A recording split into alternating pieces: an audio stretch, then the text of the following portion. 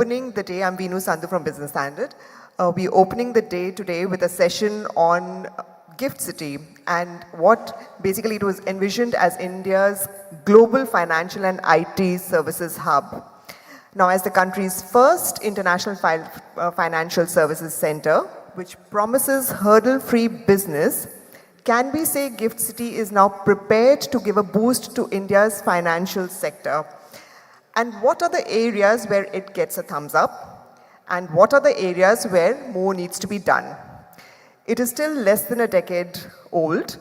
It was launched in April 2015, and so it will complete 10 years in April next year.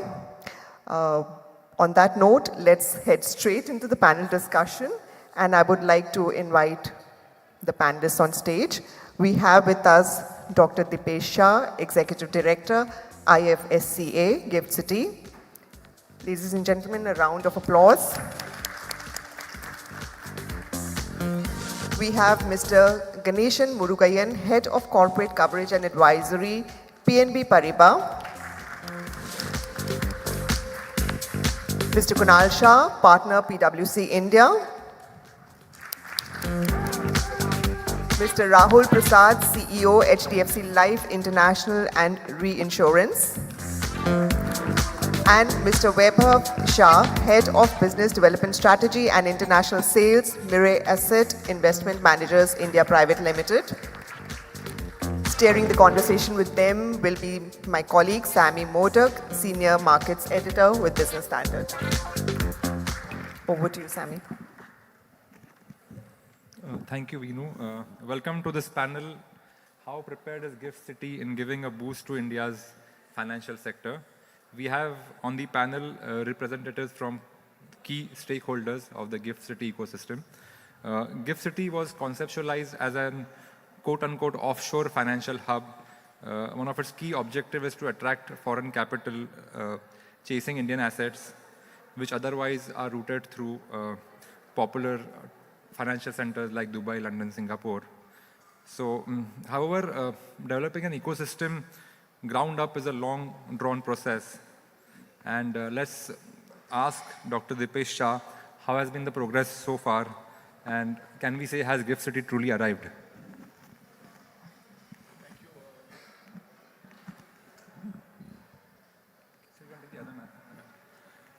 Thank you.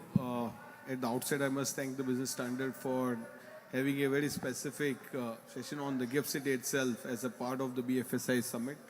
And as we were discussing before coming in, that there is a lot of interest in GIFT in terms of setting up the fund or banks or other areas.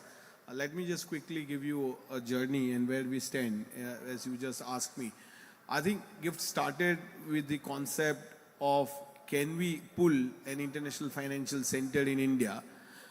Why people have to go to Dubai, Singapore or Mauritius to do India international business? So it started on a very important problem statement that people were going out to do India business and we were exporting business and jobs outside. As a concept, I think it looks very good. But when it comes to implementing, I think that's the challenge, you know. The challenge is you are creating an offshore center within onshore India. And as we know, India is not full capital account convertible, which means that you are now converting a full capital account zone within India, which is outside the foreign exchange laws of India.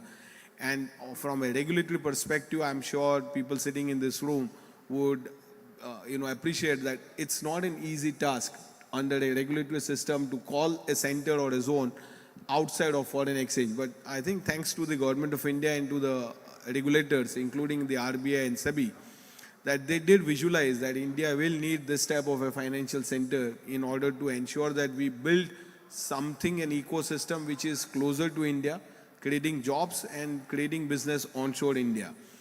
What has happened in last 8 to 9 years and where we stand in this journey? From 129 firms which were licensed by the previous regulators, which means that RBI, SEBI and IRDA between 2015 and 19 licensed 129 firms in the IFSC zone. Post that, government brought in the International Financial Services Center Authority, which is a unified regulator of the zone. As we speak, we are 725 plus firms in that zone. Wow. So in last 4 years, almost 600 plus firms have entered the financial center there. And who they are? You know, they are banks, they are funds, they are stock exchanges, insurance firms, even the players like aircraft leasing, ship leasing. So a wide area of financial institutions present now and transacting huge businesses in terms of volumes. So for example, banks are almost 29 banks with $70 billion of banking asset size sitting in GIFT now.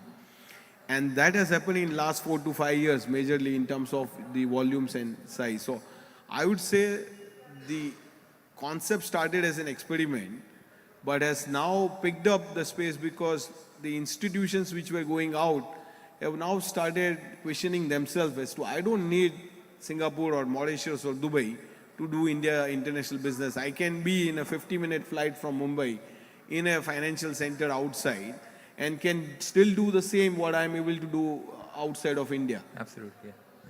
Thank you, sir. We must commend the regulator IFSC. It has a much broader canvas, and it's given how things are evolving. I think it has a greater role to play in the years to come. We'll come back to Dr. Dipesh. In the meantime, we can ask the other panelists on their operations and the opportunities that they see. We can start with Ganeshan. Sir, BNP Paribas, a marquee foreign bank, has newly set shop there. How has been your experience so far, and what are the opportunities that you see? Yeah.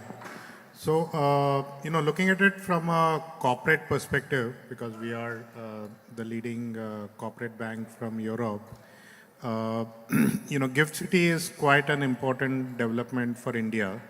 I think starting at a macro level, of course, India is moving to a $5 trillion economy, and, which means we need a lot of investments, across the country.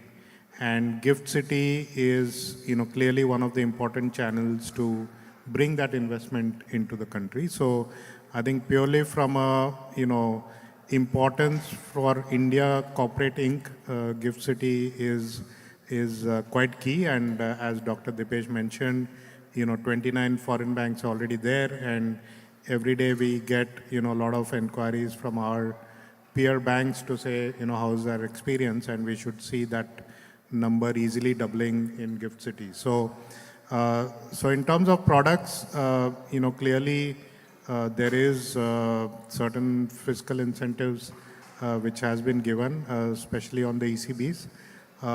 So we have started our branch in July, but within this short period, we already done multiple ECB transactions from GIFT City already. And, we see a very healthy pipeline. We will, of course, be launching a lot of other products as we go along the journey. It's still quite early for us, but the experience has been quite good. And the second aspect is, of course, there are a lot of structured finance which will ultimately move to GIFT. So I think there was a mention of aviation. So clearly, India is going to be the largest aviation hubs globally for growth. I think, between Airbus and Boeing, the largest orders are today between the two Indian airlines. So they have all opened their hubs there. BNP Paribas is one of the largest aviation financing banks, and we have already financed, quite a few aircrafts for India via the GIFT City, kind of route. I think the third element is of course on renewable energy, because we have seen significant growth in renewable energy requirements in the country, and a lot of the financing for renewable energy is via the foreign route, whether it is ECBs or bonds. And we have seen that, in the last 12, 18 months, a lot of the ECBs for some of these renewable projects are coming through GIFT. And also for bonds, clearly bonds which are listed on the IFSC exchange, there is also, an advantage on the withholding tax. So again, we see a lot of bonds for the Indian corporates moving there. So I think from a overall, I would say corporate perspective, GIFT is becoming increasingly important. And as Dr. Dipesh said, a lot of what we were doing through, Singapore and other branches are clearly moving to GIFT now. Thank you, sir, for spelling out the kind of opportunities that banks have at the GIFT City. Now let's move to Rahul. Rahul is the CEO of HDFC Life International. Sir, can you share your experience and what are the things that you do at GIFT City? Right. Sammy, thank you, and thank you to Business Standard for this opportunity. Let me start by mentioning that we, from the HDFC Life Group, we set up this entity, which is an international subsidiary outside India, and then we chose to come to GIFT City about a year back. So we saw this opportunity on retail life insurance and the whole gamut of life insurance. When I say not just life insurance, it means retirement, pensions, and incidentally, we are also licensed to do health. So very, very uniquely placed in that manner because very few companies are allowed to do life and health together. So it's been about a year or so, just about 14 months or so. But I must tell you, we are very, very excited about the opportunity that that the GIFT City presents. The diaspora opportunity, the NRI opportunity, which is on the dollar side, I don't think it is available today to those consumers from India. So a whole lot of good plans, life insurance plans are available, for NRIs to buy in India, but they're all rupee denominated. And if NRIs want to look at solutions which are cross-border and which are truly global in nature and they are dollar denominated, then those get possible from the GIFT City platform. And that's exactly what we've been offering from day one. We started with one product in about 12 months or 14 months. As I said, we've already launched 6 products. We are seeing huge amount of interest from distributors within GIFT, from lots of foreign jurisdictions as well who are interested in, taking these products to their customers. Largely the feedback that we are getting from a lot of participants is that these conversations were not possible earlier to offer dollar products to NRIs, and now there have been some announcements you would have seen in July where even resident Indians can open accounts in GIFT City, and therefore resident Indians also can buy products which are dollar denominated or foreign currency denominated. So all in all, we see that areas which were not sort of getting catered to in this space are being offered from us, and there are many insurers who are already in setting up, and you will see this space emerging very, very rapidly. We see this as a very large opportunity and multi-decadal opportunity. That's quite encouraging. In fact, we have a lot of our family friends, abroad, and in fact, now I just came to know that, one can ask them to, look at this as an avenue to, buy life insurance, Let's get in Vaibhav here. Vaibhav, how has been your experience? Can you also talk about your business at GIFT City? First I would like to thank Business Standard for this opportunity to talk on a very interesting, hot topic, I would say, GIFT City. Because wherever I travel, the first thing the people say is what is GIFT and how we can sort of invest through the GIFT City. So I'm sure your readers will sort of benefit a lot by maybe these discussions. So I represent Mirae Asset Investment Managers. We are a Korean asset management firm. We set up our office in GIFT October 2023. So it's been more than a year. We actually moved management of one of our funds from Luxembourg. We were earlier sort of just doing advisory of that fund. We are now managing it from the GIFT City. Earlier, the AUM when we started this in October 23 was about 150 million. And as we stand, it's about $300 million. I can tell you a lot of people globally when I travel have never asked a question, why GIFT? And they want to know a little bit more about GIFT. So acceptability of GIFT has become quite large. We've also launched an inbound fund in the GIFT City in July. And we've, in the first 3 months, successfully raised about $15 million from NRI investors.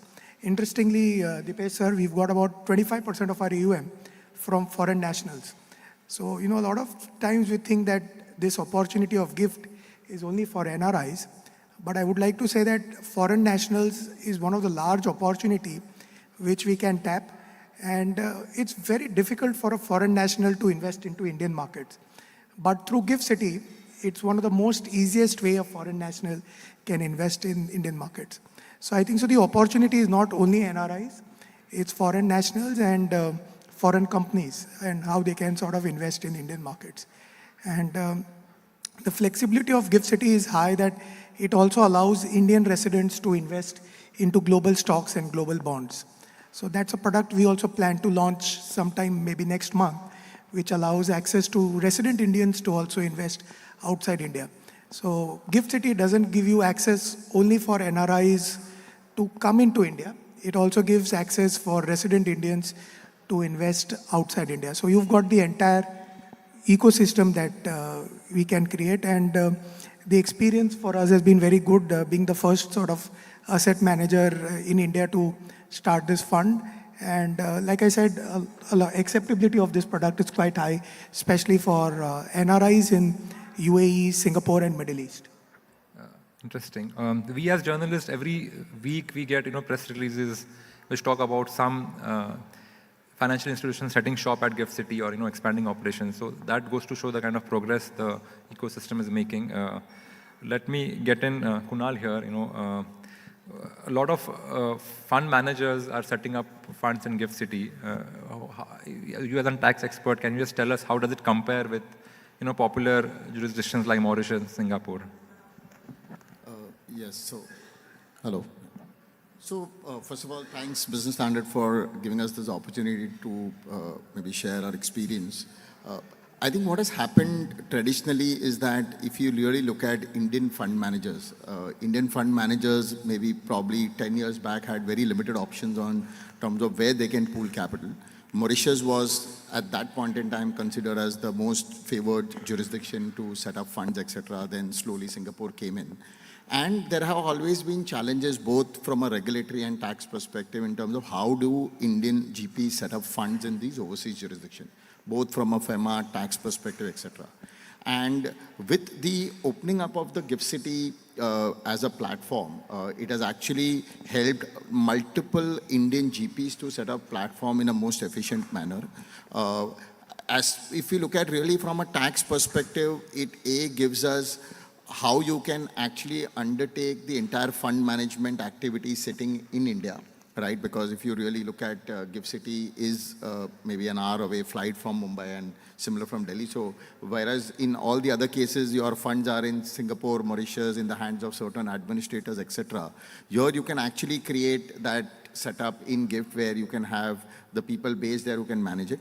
Second is from a tax perspective, what has happened is after all the treaty benefits have gone away on capital gains, if an investor is coming from Mauritius and Singapore, there is a 13% capital gains tax that you pay. Now, if you really look at the investors don't get the credit of that taxes in their home jurisdiction. So what happens is that on the other hand, if a person has set up the platform in Gift City, then whatever taxes get paid in India, depending upon each of the profile of the investors, they can actually get a credit of the taxes in their home country. Or if there are certain investors who have specific exemption vis-a-vis India, they are not able to claim it if they are an investor in Cayman or Mauritius or Singapore, which they can today claim it if they come directly into the Gift City platform. So it kind of really opens up avenues for multiple investors to look at India in that positive manner. Their overall return goes up because you are able to save that taxes of claiming credit, etc. So it's become a win-win for both the GP and LP as far as the Gift City platform is concerned. Okay, thank you. Sir, I would like to come back to you again. There has been this trend of financial entities wanting to migrate from foreign jurisdictions to Gift. How has that been progressing? And another area is family offices. A lot of family offices have expressed desire to set shop at Gift City, but what are the impediments? Can you just highlight? Sure. I think the first point was that how do we onshore what has gone offshore? And that's where this redomicile law was written, where if you had a fund in, say, Mauritius or outside, and you want to redomicile back into Gift, because they went outside because there was no such structure available within India. So obviously the choice was to choose from whatever the Kunal would suggest. They will pick up, Mauritius, Singapore, or Dubai. The treaty that was been sold by the consultants were picked up by the by the funds. I'll locate this, and now the same consultant are saying, why you are in Mauritius? You should come back to GIFT. And suddenly the funds are feeling, why did I go out at the first place? Obviously because of the no choice available in India. And two, I think the cost of running those funds outside is so exorbitantly high in terms of even the legal fees itself. Now if we are in GIFT, the legal fees are in Indian rupees and you are paying to the Indian lawyers. That I think is one of the biggest relief that we are seeing in these funds. But to answer to your question, I think the redomicile law which has written has brought in at least 15-20 funds that I know which were located in say Mauritius or Luxembourg or Singapore, moved into GIFT seamlessly without any issues of what happens to that tax, what happens to the structures. Everything is moving, quite well. So that law has really helped the funds to move in. The second what you asked me about was the family investment fund. I think this is the topic which everybody wants to talk about. And what was done by the GIFT was when we did the fund management entity regulation, we said, why you have to create so many structures and different regulations? Why don't one regulation be sitting in one place, gives you flexibility to do multiple things? And the FME, if you really look today, and probably what Vaibhav's license is a full retail license, which means you can run any strategy under that fund. What we've done is that you can run any strategy in an FME, including a separate FIF if one wants to create. Now, the FIF when they came in, today a third-party manager sitting in GIFT can actually take money from Indian family and invest outside. There's no problem in that. I think the issue was that if the family investment themselves wants to create a structure, that's where the domestic law will come into play, because you are converting Indian rupee to invest into a dollar and then dollar is going out. So you have to comply with the foreign exchange laws of India, and every structure in GIFT, when the money is coming from domestic in India, you have to comply with the foreign exchange. But a family from outside wants to come and set up a family investment fund in GIFT, there's absolutely no FAMA requirements. You just simply create a family investment fund, invest into India or outside seamlessly. As far as Indian families are concerned, there are two options. One, give a fund to a third-party manager in GIFT, no problem. The OPI and all the routes work seamlessly. You want to create your own FIF, you comply with the foreign exchange law and then invest outside. Kunal, I would like to come back to you here quickly. There is this overarching fear that, whether genuine flows are getting routed through GIFT City. Like Sir said, whether onshore money is going offshore, and then, so how big is that a concern, and what has been your... So actually it is not such a big concern. In fact, there are enough checks and balances which is there both from an exchange control guideline standpoint as well as from the IFSC guidelines in terms of what is that you can do and cannot do. And I think the overall interest that we are largely seeing is today there are overseas funds who want to actually access the Indian liquidity which is there today, right? If you really compare today, there's a lot of liquidity in India and people want to tap that liquidity for raising capital, and which is actually largely to invest outside India, either outside equities, outside unlisted or listed equities. And then there is a second piece, which is the more of an inbound side of it, where people are raising capital to access Indian equities.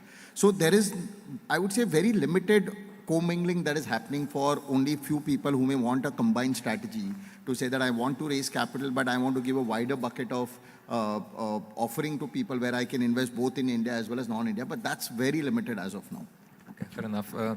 Ganeshan, can you also highlight some of the challenges or some tweaks that you would sort of sought either from the regulator or from the government that could open up more opportunities for a corporate bank?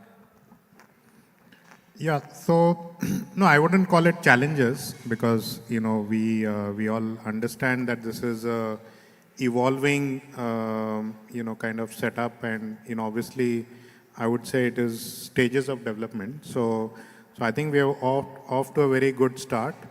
Definitely on the banking side, there are several opportunities, and I think the number of products will keep multiplying, surely. But I think one other aspect that we could see developing is, if you look at a lot of global Indian corporates, like what you can call as Indian MNCs, for lack of a better word, is a lot of them today have their let's call it treasury centers in a DIFC or Singapore, where they consolidate and pool their global operations. So why can't the treasury centers move to Gift City, at least for the Asia Pacific kind of jurisdiction? So obviously that would need certain rules, regulations to be looked at, in terms of movement of cash and taxation, etc. So I think one is, that could be a big development, which, because once the corporate moves in, that kind of, further is, gives kind of a positive effect to the entire corporate banking setup. And then the second aspect we could look at is, as India grows, obviously Indian stock market will also see a significant growth. We are already today the fourth or fifth largest stock market in the world. And, a lot of Indian companies have looked at either listing abroad or listing ADRs, which I think, ADRs have slowly become less relevant, but, listing abroad is still today an option for a lot of global companies. And, with GIFT, kind of expanding on the equity capital market, that we should also see that, instead of listing in US or UK, why can't, we list in Gift City and develop that as a hub? So I think these are a few developments from a corporate bank that definitely we can envisage in GIFT. Thank you. That is interesting feedback. If the audience has any questions, please be ready. We'll just go to Rahul and Vaibhav, and then we'll come to you. Sir, do you have any feedback or any suggestions, that could help insurance companies like you? I think we've been speaking to the regulator very, very often, and I must commend IFSC as one of those authorities which encourage constant dialogue.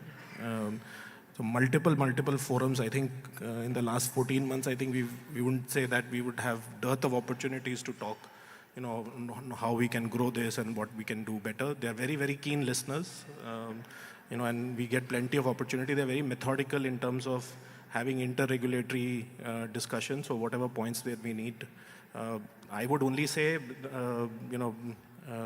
companies should look at it more keenly.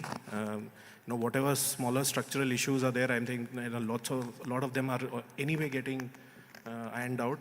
And as we go forward, and for ourselves also, like what we saw, we had a little bit of trouble in terms of payments and other things. All of them are getting sorted as we go along.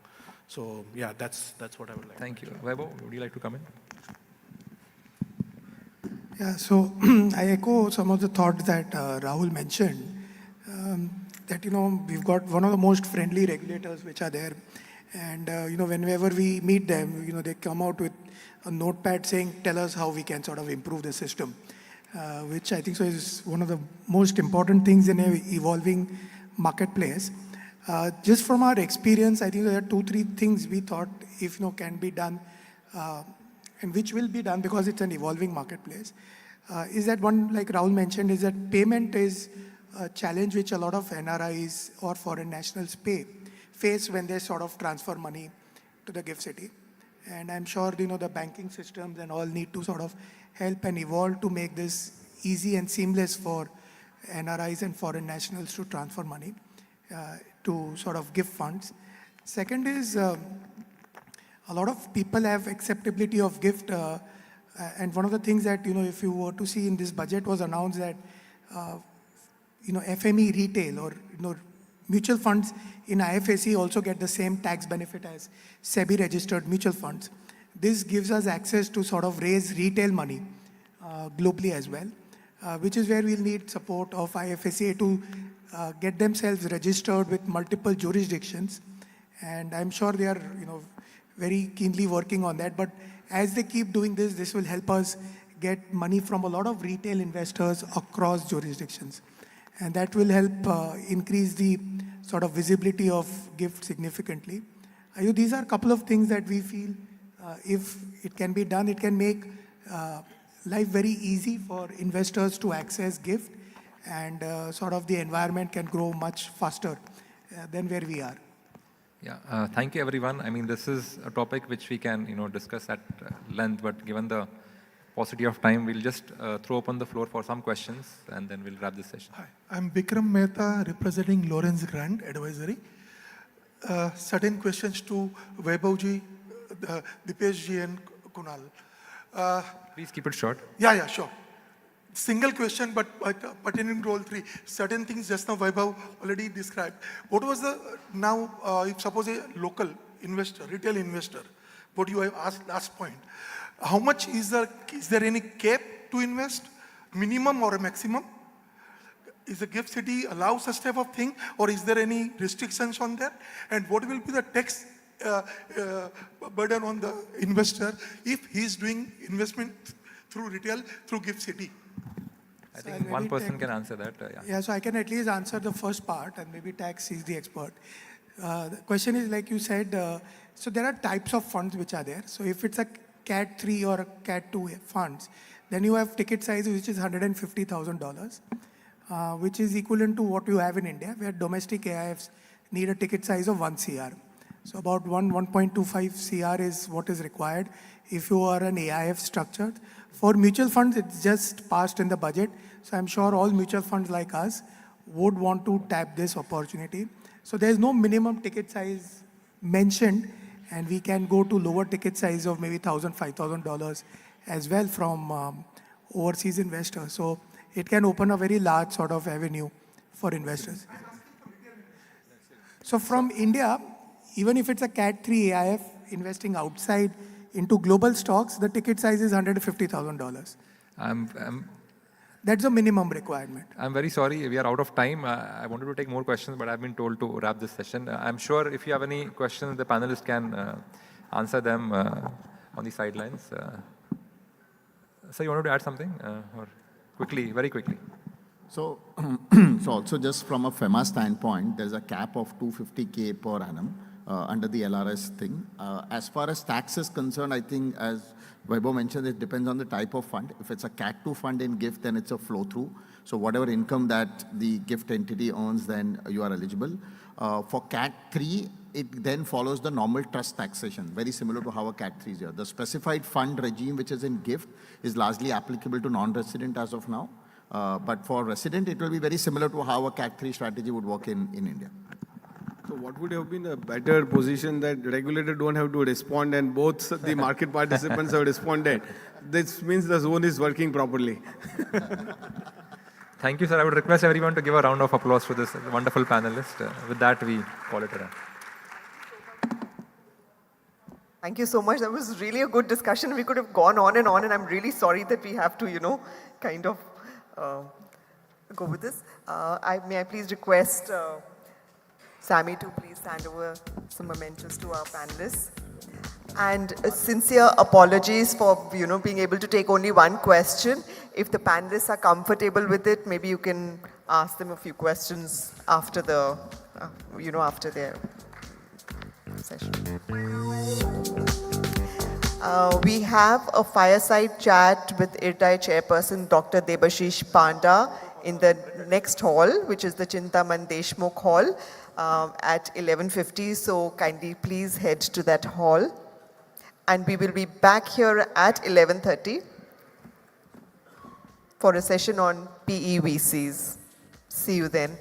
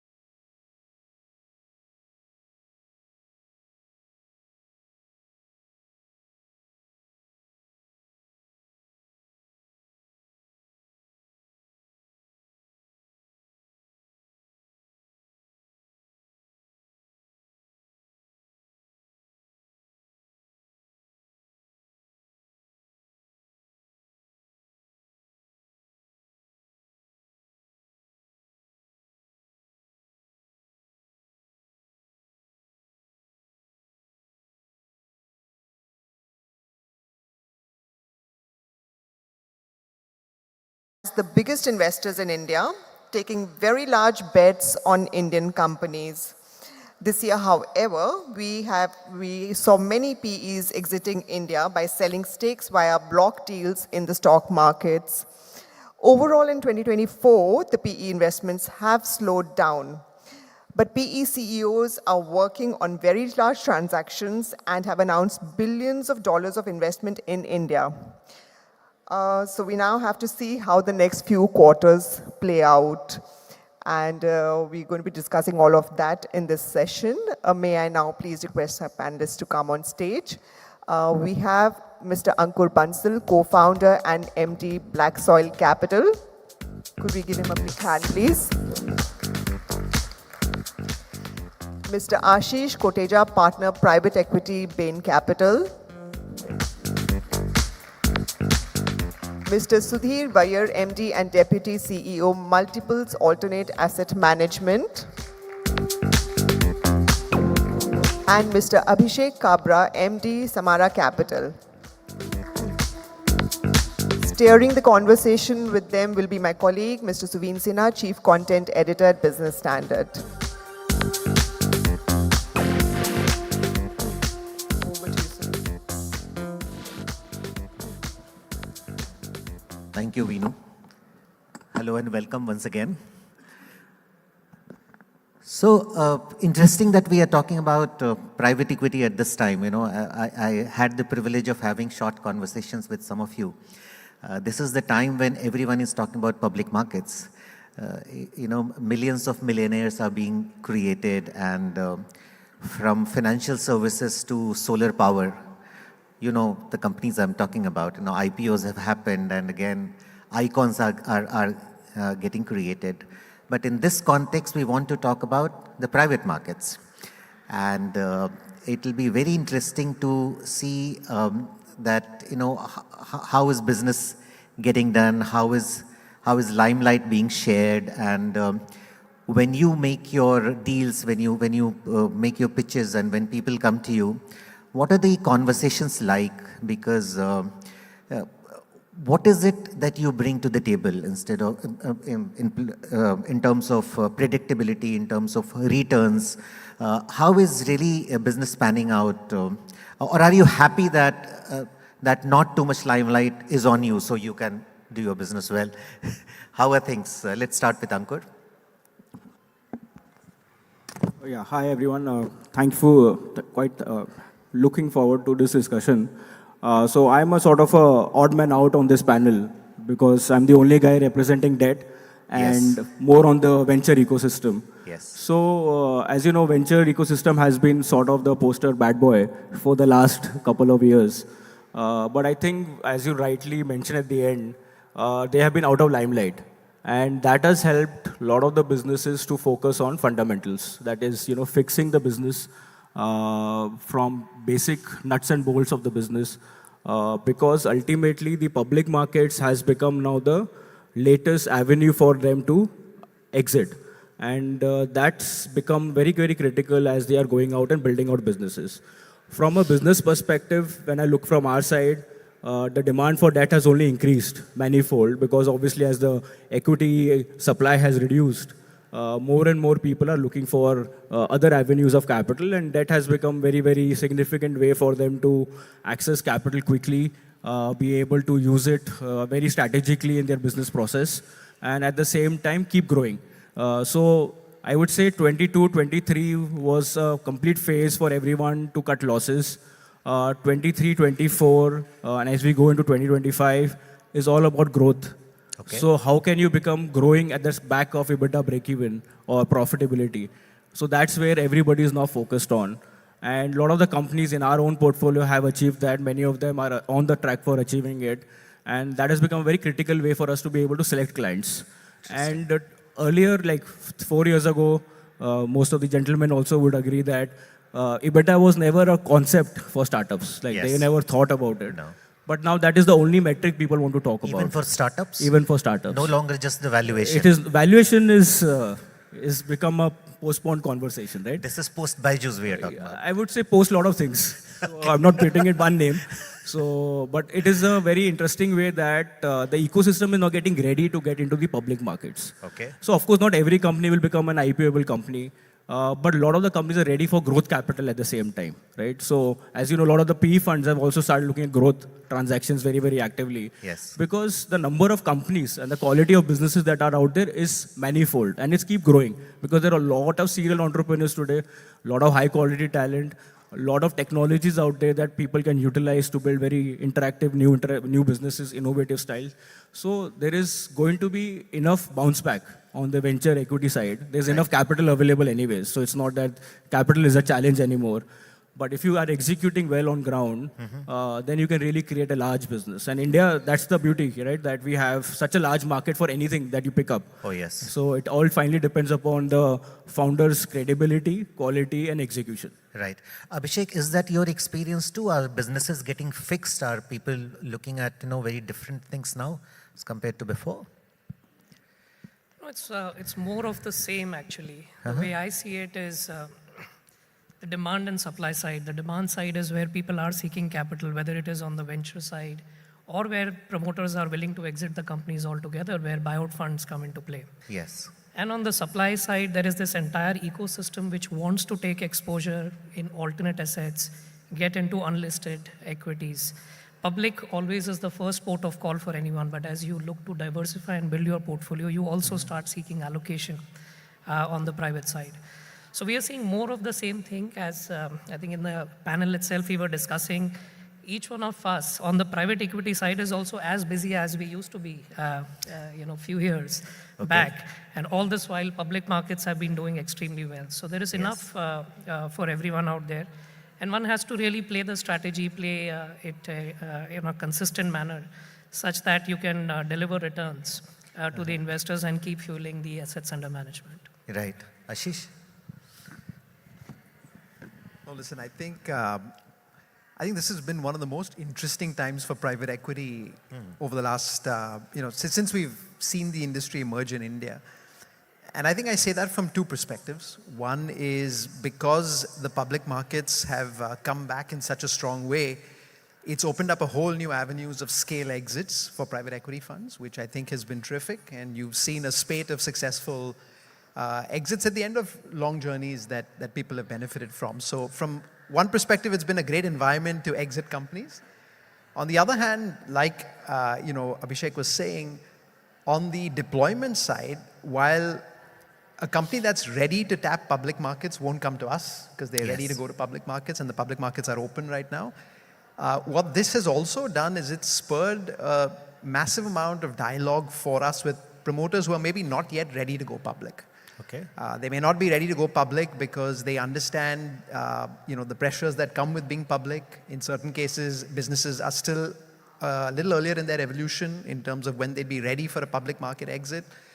So what we've seen is the activity in the public markets has helped us on the private side because we're seeing a lot more conversations that people are willing to have. Okay.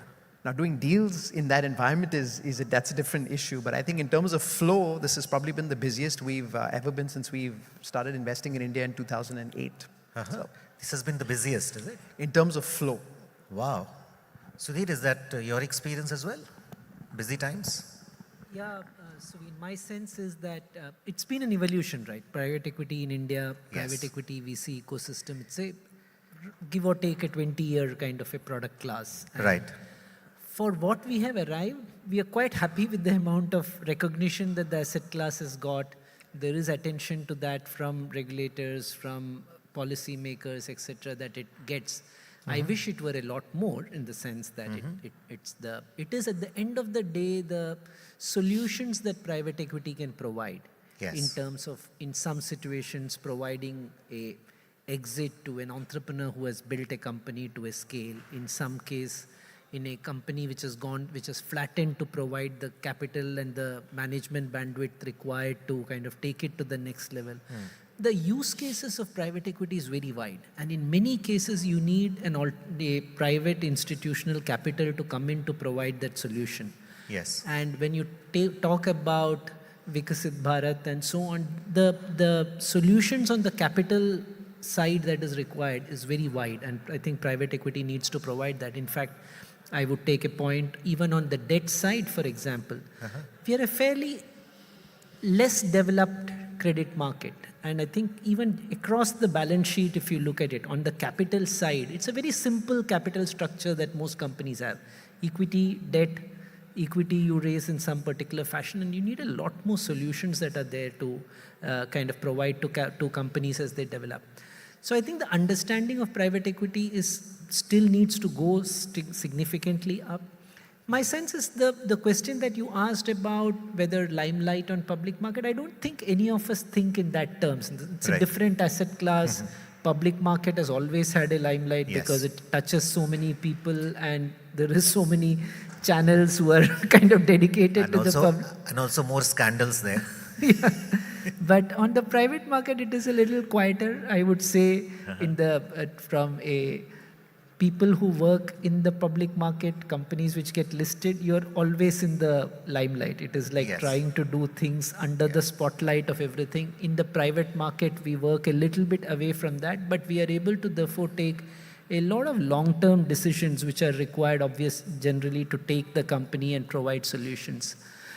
So I would say that private equity has developed well in the 20 years. We are currently seeing a lot of deal flow. There is a lot of capital that has come in. But still, in terms of the full potential of private equity, we are still far away. And I would say that it is the responsibility of us as an industry, of us as private equity players, industry bodies, etc., to educate policymakers, to educate about the capabilities of this. I think even now, when you look at the regulations, there are still a lot of stops which kind of prevent it from developing to the full potential. Yeah, but as you do all those things that we are talking about, Sudhir, do you see a need to shift gears somewhat right now because of what happened 2 days ago? I'm referring to the US election results. And there is the context of China, and earlier a lot of money was going from India to China. Now we'll see what happens, but there are some early indications of what might happen. So in the 48 hours or so since the results came out, have you done any assessment about how things might pan out and how you deal with it? Well, from our point, the India economic growth and the potential that the Indian economy provides and its ability, it is so much more noticed and visible that capital providers, capital allocators of pretty much all shapes are looking at India. Now, the pipes that are required for that capital to flow from savers to the markets like India, they're still not fully developed, in the sense that avenues to invest into the Indian market, understanding of the Indian market for many of those are not there. But my sense is it has little to do with elections, China, etc. They will all kind of create short-term noise. But if you, beyond the noise, I don't see it affecting trend line. If anything, the trend line will only be affected by performance of our companies, performance of us as private equity investors, and what is the returns we are able to generate, what is the returns our companies are able to generate. And there, as Ashish and others mentioned, the skill set that operational skill set, the ability to really work as owners into company, as partners who can make the change happen. I think those we need to continue to develop our skill set. We have come a long way in the last 20 years. A lot of toolkits are developed, a lot of experience in terms of what we have done. But my sense is a lot more can be done. And the entire corporate landscape of India, which was substantially owned by families and business houses, if you look forward 20, 30 years, like any other developed market, will be more institutionally owned, whether it is public companies or private companies. And in that evolution, private equities need to step up the game a lot more. And most of us, if you look at conversations of the more successful private equity funds with our investors, internal conversations are all around how do we get up that scale in terms of being really true value-adding partners to our companies. Okay, let me ask the other panelists also if you see a Trump impact. Ashish, do you see any immediate change? No, I think I would agree with Sudhir that India is on a a different sort of structural growth path. Okay. That I think globally now resonates. And if I look at most of the conversations we have with our LPs, and we're a regional fund, we're a global platform, we're a regional fund. Yes. We're still investing in China, Japan, in addition to India. So I think, look, it's no longer a relative trade-off. I think people believe in the India story. I think structurally the interest in India has shifted. And I think eventually there is a lot more appetite now for India, independent of Trump and independent of China. Okay. I do think where this helps is, this continued focus we have on Atmanirbhar is incredibly important, because I think that's going to spur a bunch of investments in the industrial sector, which we think will be a really interesting opportunity. I don't think what's happened in the US will change any of that. I think we're fundamentally down a path. Okay. Abhishek? Yeah, I would also agree. Look, all of us here, we chase certain sectors which reflect the fundamental growth story of India. So let's say consumer, healthcare, financial services, business services. These are some of the sectors which private equity overall likes. And these are multi-decadal growth themes as far as the country is concerned. I think the only impact that I see is perhaps on the currency. Yes. And a lot of people do believe that there could be depreciation which could be higher because of Trump coming in as compared to vice versa. And that does impact the returns as far as if we are raising dollar capital and we have to return back, it would be on a devalued rupee. But other than that, nothing has changed as far as the fundamentals of the Indian businesses and benefiting out of them from an investment perspective. Okay. Ankur, everything calm even as Trump becomes president? Yeah, I think we are also like a bottoms-up investor. So don't... Bottoms-up investor? Yeah, essentially we look at a company on a standalone basis, right? Okay. And everything in India typically has a very much an India theme to it. Very few companies which are on the SaaS side are looking US as the first, international expansion. Okay. So those specific sectors, maybe one have to look at closely whether it has any impact on the potential policies that they have, etc.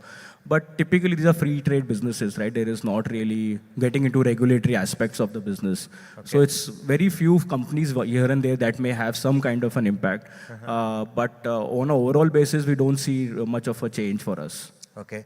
So listening to you gentlemen, I get the sense that the Indian PE industry, and in your case, a little bit of VC as well, but it seems like we have reached a degree of maturity where we don't get too many upheavals by what is happening outside, and the fundamentals and how companies are being run and managed, that matters more. So is the Indian PE industry at that stage where we can call it mature, in terms of the way deals are being done, the way exits are happening? Where do we stand? I mean, Sudhir referred to this 20-year evolution. How far are we down that path now as an industry? So I wouldn't use the word mature, okay, but I do think that as an industry, we're scaling yes, in a good way. When I first started investing in India, and call it in the 2010-ish phase, there were lots of questions on, can you get scale deals in India, or will India always have smaller deals? I think what we've seen over the last 15 odd years is now we have a scale private equity market. Today you can write billion-dollar checks in India.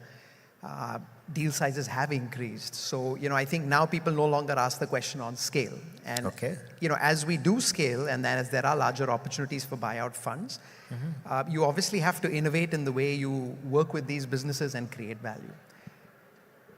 There was also a big question on, can you exit investments in the Indian market, and can the Indian market absorb, a business that you've invested in that's now 3 times, 4 times, 5 times bigger. Now what we've seen over the years is exits are definitely possible in India and possible at scale. You've talked about the public markets, but even outside of the public markets, we've exited businesses to strategic sponsors, strategics. We've exited businesses to other sponsors. So you've seen 3 or 4 different channels that give you an exit. So again, I think we've matured in that, yes, there are more exit avenues for businesses, and I think this will continue to evolve, right? So I think the industry continues to grow, and it continues to get more sophisticated, and it continues to mature, but it's not matured yet in the sense that, we've reached a steady state. Okay. Still growing. I think if I were to pick up from here, you can break it down into 2-3 aspects. First is fundraising in terms of the maturity for private equity. Most of us used to raise funds outside of India in the 2000s and even until 5 years back. And now suddenly, there is a lot more appetite for alternate investment funds, private equity in particular, where institutions, family offices, even ultra HNIs who want to take some exposure. So what used to be 100% offshore capital for some of the homegrown funds, now it is moving towards 30-40% coming from domestic markets. And I think we are all perhaps aligned that it will cross 50% very soon. Okay. So that's the level of maturity that we are seeing, where there is appetite as far as fundraising is concerned. On the exit also, I think the biggest complaint with private equity has been that we've not been able to exit on a timely basis and at attractive valuations. I think there it's the ticket size, and that is taking care of the exits, where at a certain ticket size, you have all options open. You can sell to strategics. It becomes interesting enough for strategics to evaluate. Other sponsors can come in, or you can even take your company's IPO. So that has been another level of maturity that we have seen. Of course, there is VC world, which is completely different, which is looking for subsequent rounds. But most of the private equity funds are operating at a certain ticket size, where liquidity aspects are taken care of. So we are also getting more educated. And just like any industry, in India, it's just a 2-decade-old industry. We've all learned and grown and figured out where is it that we can maximize the IRR, what are the pitfalls that we need to avoid. Okay. Also, I would say maturity level as far as valuations is concerned. Now, if you look at perhaps the gap between public markets and private markets is perhaps at its highest, what I have seen in the last few years. Yes. Private transactions are happening at 50-60% of the multiples where the relative valuation benchmarking currently exists. So that's another level of maturity, at least on the private equity side. I can say that people are no longer chasing companies. They are being patient, much more fundamental driven in their own assessment. So that's another way to look at it. Okay. Sudhir? Yeah, I would say that from when you look at it from, obviously maturation is a continuous process. Yes. So you kind of continue Yes. to mature.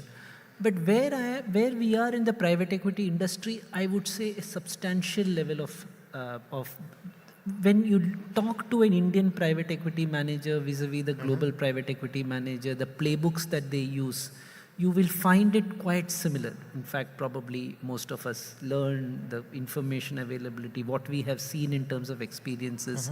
Many fund managers, for people working in the private equity industry, you would find people with experience of 15, 20 years, going through multiple fund cycles and so on.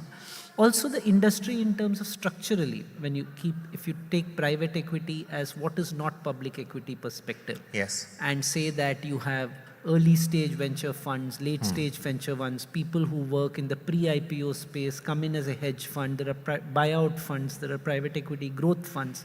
So you find a whole spectrum of players who play the same thing from different angles and provide different kind of solutions to corporates. Yes. All of this, if you were to talk about 10, 15 years back, you would find a fund who does couple of investments would be early stage, then he would have one buyout, he would have some growth. So it would be a mix, because now there is an evolution, there is a learning of what works. If you look at it, even 98, 99 probably, or somewhere around that time when Warburg Pincus kind of invested, it was public market investing. They invested in Marico and then kind of these kind of public companies, right? So from there to today, it has been, I would say it is significantly matured. But on all aspects, we need further development, whether it is where are we raising money from in terms of even today, insurance, pension capital, which are the real long-term providers of capital to private equity globally, don't really invest into private equity funds in them. So most of the significantly largest private equity funds in India are dependent upon global capital still, our domestic pools, assuming that if for a minute you say that it's a proven asset class, it is a different asset class from public market, and therefore it should be substantially funded by domestic sources. Many of the domestic institutions have a very low allocation to private equity. So from the capital side, I think there is a lot of maturation that is developed. in terms of ability for private equity to really control the track records, the institutionalization, I think it's a continuing process. There is a lot more evolution that will be there. Regulatory understanding of what private equity is. Ability for domestic funds, for example, to leverage. Today, for example, if you're a SEBI registered fund, you can't use leverage to any significant exit in transactions. And there is still a lot of skepticism that regulators have, whether it is of all types, as to what do these guys do. The probably private equity does, and it's probably in some quarters, I would say, what was done in the 80s and 90s during the corporate raider kind of era of private equity is still a residual image that remains. But if you look at the last 10, 15, 20 years of most of the large global private equity funds and what they have done in the developed markets, they have essentially taken undermanaged company, made them a lot more efficient and given it back to the economy. Okay. And that understanding of private equity, that rebooting to say that this is in fact a lot of solutions that private equity can provide is required to make the corporate India more efficient, is the way regulators will need to engage with private equity and the tools and the skill set that are available to players overseas. So regulatory understanding has to develop a lot more. So on various aspects, there is a lot more to be done. But having said that, I would say it is an asset class that is today well understood by the market. Entrepreneurs know when to take private equity, what is the value add that private equity brings, etc. A lot more than what it was a few years back. Yeah. Okay. So what I hear is that you are talking about how others perceive private equity, right? You know, from memory, one of my earliest perception of private equity was from Hollywood movies when a not so nice guy will buy a company only to break it up into pieces until maybe there'll be a change of heart and then something will happen. How is that developing? And actually the more serious question is, what can the industry do about it?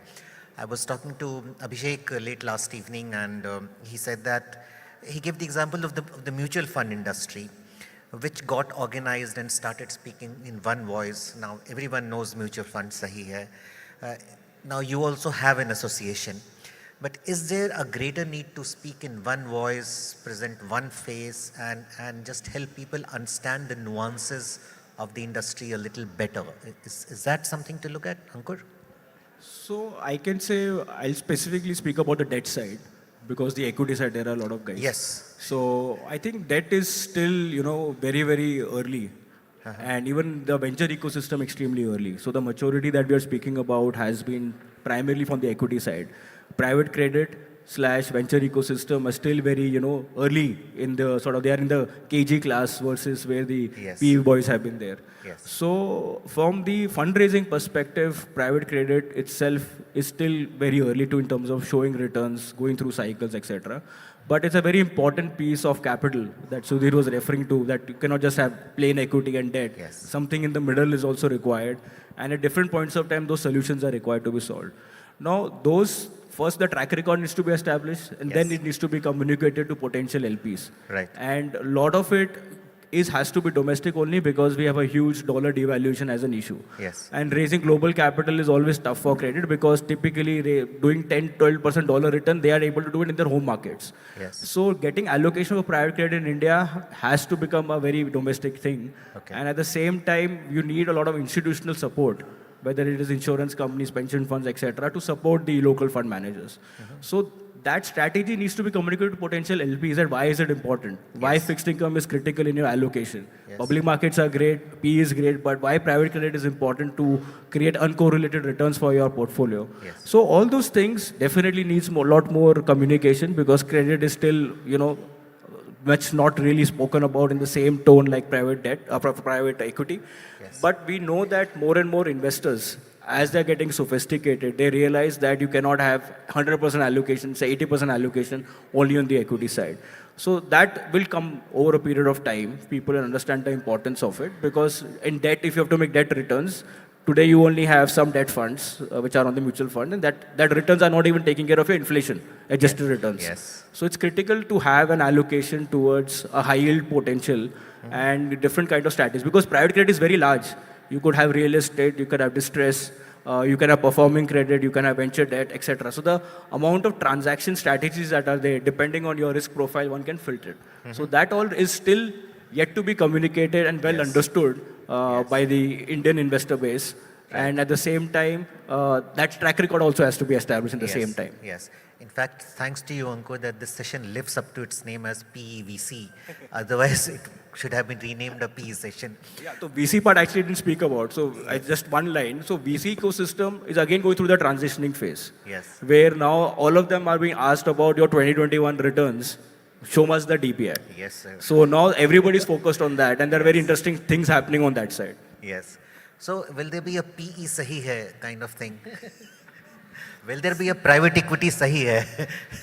Well, I'll just, it's a good question, but my sense is private equity should probably still remain not so much retail. It can't become B2C. It can't become a mutual fund sahi hai in the retail audience. So it little bit kind of staying away from the limelight, doing things in private, not be on the spotlight. You can't be on reality TV all the time and do private equity, right? So to that extent, it is, we probably going that far will be different, but IVCA is doing a great job of being a voice of the industry and trying to do various things. But the fact is that today the understanding of the various elements of private equity still needs to be developed. For example, if you look at the AIF regulations itself, it was probably 10, 12 years back, AIF Cat 2 funds, for example, in the domestic parlance, includes credit, it includes private equity, it includes all kinds of stuff. It's basically, if you're not AIF1, if you're not AIF3, you're AIF2, kind of a omnibus thing. And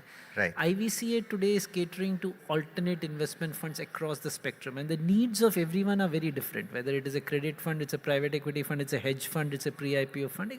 The requirements are very different. And when we are trying to probably address such a wide spectrum, to get to effectively continue to push your case and demonstrate as to what you're doing and why you therefore need certain things, probably either we have to make it a lot more effective or it gets lost a little bit. My sense is probably there's a lot of steps that we need to take. For example, stuff like what does leverage do? Why is leverage important? What is continuation vehicles, for example, which are a new kind of capability that private equity funds globally has got to single asset continuation funds.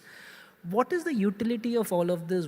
How does it make the entire capital in the economy more efficient? Is you need to produce white papers, give it to SEBI for discussion, give it to RBI for discussion, kind of drive change. And my sense is we need to do a lot more of that.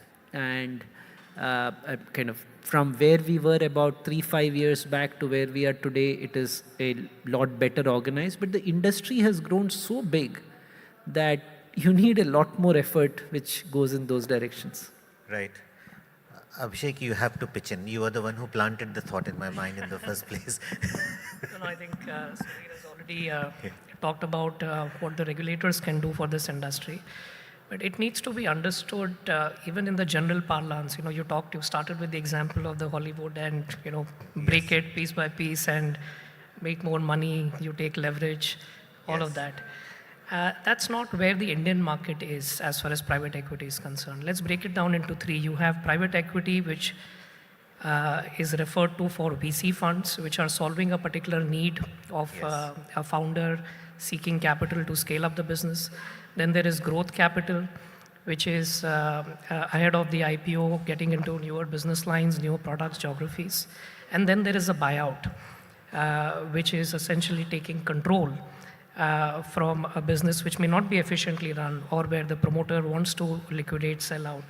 And the journey is continued in a more professionalized, institutionalized manner. So these are the three different types. Not many sitting here would be aware that 50% of the global assets under management for private equity resides with buyout funds. India has seen a lot more VC funds because that's how the ecosystem got ramped up. And that's why these entire classification around AIFs, etc., were never determined through the roots and lens of private equity, but more in terms of the type of capital, the riskiness element, and so on. But I think that's where the educative selling, the onus is on the regulators as well as people like us as we go out, meet with some of the domestic investors out there, get them to resonate with what exactly they are going to invest in as far as private equity is concerned. Again, on the buyout side, what we've seen, people do talk about leverage, and globally, that is one big lever for value creation. But when it comes to India, even a buyout is actually growth buyout. Everything around us is growing. Leverage is not on the offering as easily because banks will not support you for equity buyouts. Right. So you are essentially playing the growth, but with complete control of the business and ability to shape it and take exit at will. Okay. You know, one thing that often helps when it comes to building a perception or a narrative about the industry, when you can establish and demonstrate impact, that you are doing something good. Right. Now, Ashish, I'm going to come to you first because you bring in the original perspective. So, you know, we live in times when an automobile dealer from Daryaganj can do an IPO and get 68 times or whatever crazy times the application that the person got, or a sari depot from Surat can also get some again. Right. In this context, is it possible to establish that companies backed by private equity are better managed or operationally better, or they are just, you know, they have better future? Is there a case to establish that PE-backed companies have a better future? Can that be done? Yeah, I mean, I think, look, I think eventually the best reference you'll have is the track record and the impact that you eventually have in companies. And maybe because I sit at the absolute end of the spectrum in terms of the size, scale, and maturity of companies that we invest in, we're not growth, we're not early stage. I think it becomes very important. And I think what you'll see is both numerically as well as conceptually is that well-run private equity-backed companies do outperform their peers over long periods of time. If I look across our own portfolio, and I'm happy to share the data, and if you look at businesses we've taken public globally versus their publicly listed peers, you'll see anywhere from a 50 to 100% outperformance in revenue, EBITDA, and eventually stock price appreciation. As a portfolio as a whole. Yes. Why does that happen? I think private equity companies, and you talked about a playbook that we have in terms of how we work with investments once we make an investment. There's an element of governance. There is an element of strategy in terms of picking the right lanes and you know, taking maybe a longer view because you have a longer horizon within which you want to build these businesses. There is an incredible amount of focus on building the right capabilities. Get the right team in, incentivize the team properly, all of which are building blocks that eventually will drive performance. I think what is different about private equity's approach is we take that longer term view, but then we bring in a certain sense of urgency and a certain sharpness or focus on within that broad umbrella, then what are the 5 or 6 or 7 things you really need to do to transform a business? So what ends up happening is during the ownership that a private equity fund has of a business, in a very focused and in a very intentional way, you're driving performance. Now, you'll often get the question that, oh, but do you optimize a business for exit? And then, you know, once you leave, you've taken out all the juice. That's also not the right characterization because eventually one of the biggest drivers of a good return ends up being the exit multiple you get. There's an element of that that's beyond your control in that if the markets are hot and if the markets are, you know, really have a lot of appetite for your asset, you benefit. But the other element of that is even the market looks for businesses that have a sustainable moat and over a long period of time can sustainably perform. So if you've done the right things, you'll get a bump on exit multiple as well. So absolutely agree with you. I think eventually it boils down to showcasing the outperformance that private equity-backed companies have been able to deliver. And there's enough of a body of that now out there. Right. You know, some odd reports I saw lately in which some people were saying that there are cases where even though the funds do not do great, the fund managers do very well. Okay. Is that right? I mean, do all of you own villas in Bahamas and Hawaii and Swiss bank accounts? Is that something to look? Sorry? Bombay is very different. Owning a house is not easy. So is there a case to look at, you know, the individual versus the fund versus the client versus the LP versus the company? Is that something to look at for the industry? I think obviously the cases in any industry, whether it is across the board, you will find the bad apples. Yes. But you need to look at what is the overall contribution that has come. Yes. In general, the governance structure, if you have good quality LPs in your fund, institutional LPs, the governance structure is very clear. Yes. You provide the capital, you invest in it. Once you return the capital, you return the hurdle, etc. That is when there is a share that the private equity manages. Private equity funds start to take. There is a fund management fee. And most of the high quality institutional investors, global pension funds, institutions have looked at private equity very closely for several years, and they bring the same governance structure into the Indian context. So the governance structures in funds are very well developed. Overall, you will find that private equity funds have been well governed. I think more than the news about private equity, within private equity funds itself, things having gone wrong, the bigger news that happens often is about companies which have been invested by, and I would say here probably in enlarging the space to include both VC, PE, etc., where there has been a governance challenge. And I think that's the bigger news in the last 2 years. Yes.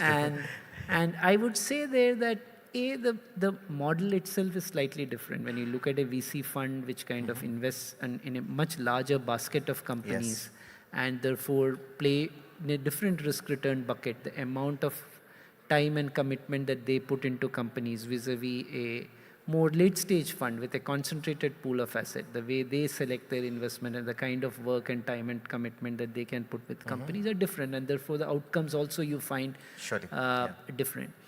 The second is, in most of the companies you can always improve governance. You put your directors, you put independent directors, you do various things, and while we can say, for example, and I'm sure each private equity fund will have, in our funds, for example, over the 4 funds that we have managed, we have not had any governance failure, the financial. In many cases, we become self-selecting as well, right?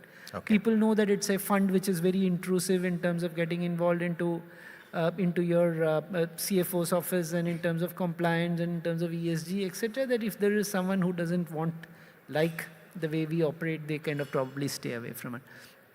But having said that, I would say if you were to step back and take a very industry view of it, someone who is with the best of audits and with the best of diligence, etc., someone who is really committed to fraud will do things which are beyond it. And it is the nature of investing that at some point will we have a situation where there could be some such element that you come across someone you thought you did diligence in a certain manner, but things turned out to be ugly. It could happen. But having said that, when the topic of the panel, as you look at it from an industry-wide perspective, I don't think these are the good is so significantly better than the bad apples that are there. And probably it's also a little to come back to your question in terms of whether private equity-backed companies have delivered returns. My sense is, if you look at what Ashish mentioned, of whether they have sustainable companies that have been created by where private equity has invested. And I think there are so many examples. You could argue that it went IPO in 2022 and the share price has not yet crossed the listing price, etc. But those are temporary situations which are there. But by and large, the companies have created value. There has been significant value that has been created. The cases of mispricing are lower. The cases of governance failures are very low. The cases of building sustainable companies which have kind of contributed to the economy is much higher. Jobs that are created and so on and so forth. And in many ways it is very obvious, isn't it? The fact that there are so many companies which are not listed, which need capital and which need solutions, and you need providers of that. Yes. We have a very short time left, but I would like to see if there is any question from the audience. There's a mic, please. Hi, my name is Abhishek. I have 2 quick questions. One is regarding excesses in private equity. vis-a-vis excesses in private equity vis-a-vis public markets, because we have seen fallouts of similar size. And another question is relating to the buyout funds, where they hold significant majority or minority stake.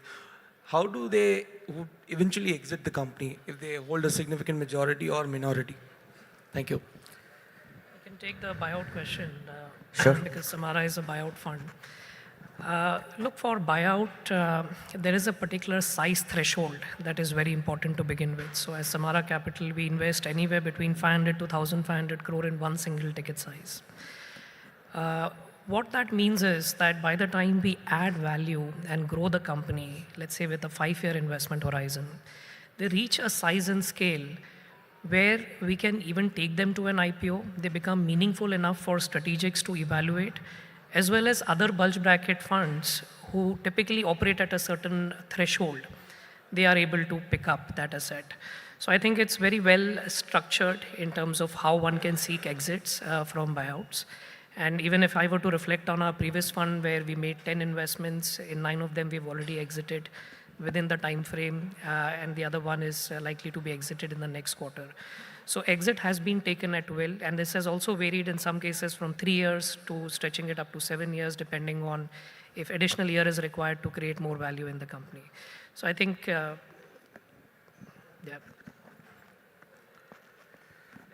There are few companies where the private equity funds are still holding a significant majority or minority after the company is listed. So actually my question was relating to that. Sorry, I didn't mention it earlier. Okay. Like if the company has already gone for an IPO and the private equity firm is still holding a significant stake, in those cases, how would they exit? There are quite a few examples now, and SEBI also recognizes that there will be IPOs coming from sponsors, where there will be a pool of capital that will be classified as promoter. It did not necessarily come from the fund. It could be other institutions who may want to be classified as promoter to begin with. And over a period of time, it is just like an L&T, right? There is no particular promoter, but it's a professionally run business. So that's where buyout funds make sure that the companies that they invest in are thoroughly professionalized, institutionalized, and the journey can continue forever. And that's where you don't get stuck. Even if you were to take the company to an IPO, you can find exit after listing it. You want to? You answered the question pretty thoroughly. I guess on the excesses of private equity fund, which was your first question, I would continue to harp on what I mentioned earlier. You need to look at the fact that it's a very large industry. There are entry barriers for private equity funds to set up is fairly low. It's a collective investment scheme. There is a very small base at which you can set up what is called as a AIF category 2. Investors into the fund need to do thorough diligence in terms of fund managers. What have they done? Who are the other investors who are there? How is the governance of the fund managed? How does the fund address conflicts? If there is a fund manager who is doing business with another entity where he has a investment, how will that get addressed? And so it's a lot of governance structures need to be put in place. If those are not there, then these are ripe for scenarios where things could go wrong. But having said that, when I look at the industry and when I look at the bulk of the significant sized private equity fund, I find such instances to be very few, or one has not heard of it. The moment you have significant high quality institutional capital that are there in funds, there is high quality governance, and then of course there is a investment risk which we all take when we invest into a fund. The fund makes investments, whether those will be there. So even there, to look at track record, to look at what has happened in the past, what are the skill set, what the fund says they will be doing in the next 5-10 years of their investment, does it have a correlationship to what they have done in the past? These are all stuff that as investors we need to take and before investing into a private equity fund. And SEBI has at this point of time put a fairly high threshold for investors to participate into private equity funds. So the small retail investors can't do it. There is a size which believe is qualified investors who have the capability to either do the work themselves or work with people who have the capability to do that work for them, and before they invest into funds. So that's how the the scenario is as on today. Okay. Is there any other question? Yeah. Yes. Good morning. I'm from the insurance sector. The IRDA has recently liberalized the rules for private equity investment in insurance sector. You can take a majority stake, become a promoter also of an insurance company. So given the issues that have been faced in the edtech sector, where from 22 billion you've gone to zero in a span of 2 years, what are the guardrails that you would think of or the precautions that you would take while looking at the investment in the insurance sector in terms of data, governance, and other issues? You mean for an insurance company to take control of companies? No. For a private equity to invest into an insurance company or an intermediary like PB FinTech or Digit or, ACCO or anything like that, where there are people who are already invested. Correct. Now, there are some learnings from the edtech sector. How do you look at data? What is the media, story that is there and what is the actual story? There are a lot of issues. What are the legal? So are there any learnings that you would like to use for the insurance sector? Thank you. Yeah. So at Samara Capital, we've recently made an investment in the proxy play for insurance sector through the insurance broking industry. This is general insurance broking, where we acquired a business from Aditya Birla Group called Aditya Birla Insurance Brokers, rebranded it as Edme Insurance Broking, and we intend to make further acquisitions to consolidate the space. Now the space is very well regulated by IRDA. So as long as you are within the rules, it's just like any banks which is governed by RBI. Here you have the IRDA determining the guardrails for you in terms of how much you can invest, how you can do, how you need to do educative selling as a broker. So, and these are basically agencies who have made it far more stringent than what perhaps is required. So it's a well-regulated industry. Now, coming to the specifics of, let's say, how a private equity would approach it, in a sector which is largely unorganized, which is the insurance broking industry, that's very, very fragmented, there is a need for a player who brings more institutionalized approach, make it far more scalable. Unfortunately, in the country today, the entire insurance broking on the general side is the market leadership resides with the multinationals like Marsh, Aon, Gallagher. I think it's time where Indian companies also up their game, and which is where it is important that some private equity money comes their way so that they can become more structured, institutionalized, get into newer products, get reinsurance, some of the missing gaps that existed in terms of what MNCs bring versus what the Indian companies have. So it's a journey. The sector, as you rightly said, has opened up very recently, and Samara Capital is one of the first funds to get insurance broking license by IRDA. In fact, the only fund at this point of time. So there is lots to look forward to. The industry is also evolving, and we'll all evolve alongside. Right. If I may speak about EdTech. Of course. Because I think that's what sort of the sector we can speak about. Yes. See, the sector is not really a challenge. It's the way some of these companies were functioning or were allowed to function. And ultimately, the greed for valuation, that was trumping the concept of the business. So EdTech as a sector will still remain, but unfortunately in 2020, 2021, obviously because of the lockdown period, everybody was hooked on to tablets, etc., for studies, etc. But people were just driven by valuations. Every 6 months, there was a new round happening. There was no board oversight. There were acquisitions going on without really underlying fundamental valuation being in place. So all those learnings are part of the student going from junior KG to the senior KG, etc. That ultimately there has to be a business. It needs to be done in a cost-effective manner. You cannot acquire customers where the lifetime value is you're not going to get your payback on your customer acquisition on day one. So all those things are now learned. Very expensive learnings for all the equity investors who are part of the EdTech journey. And now the sector obviously has to stand on its feet again, and there needs to be a new business model where ultimately the consumer is happy to learn and be able to utilize it on a consistent basis. But at the same time, in EdTech also there are larger names who are on the higher education side, etc., who are doing quite well. So it's not that sometimes the focus area for businesses changes rapidly and you forget your core, and that's Yes. where the challenges happens. Correct, correct. No, and since the I think one of the key learnings for me, Suveen, has been in whenever you invest into any regulated sector, and I'm not talking about the specific company that has been discussed, etc.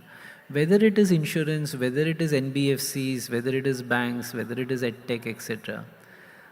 One needs to very clearly keep anticipating what is the regulatory direction that is there. It's not just enough to kind of say that I am compliant with regulations today, but what is the direction that the regulator, for example, customer centricity, what RBI recently came out in the NBFC sector, for example, key fact statements for the clients. You should be very transparent in terms of what the fee.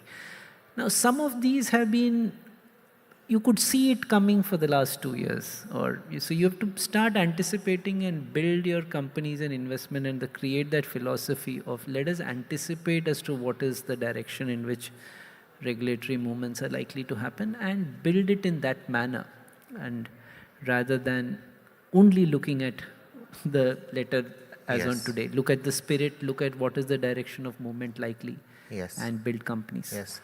And since the gentleman who asked the question, he mentioned how you look at media stories. Let me add that media stories are always accurate, so you take them very, very seriously. That is so true. Whenever somebody told me earlier when I was a lender that whenever there is smoke, there is a fire.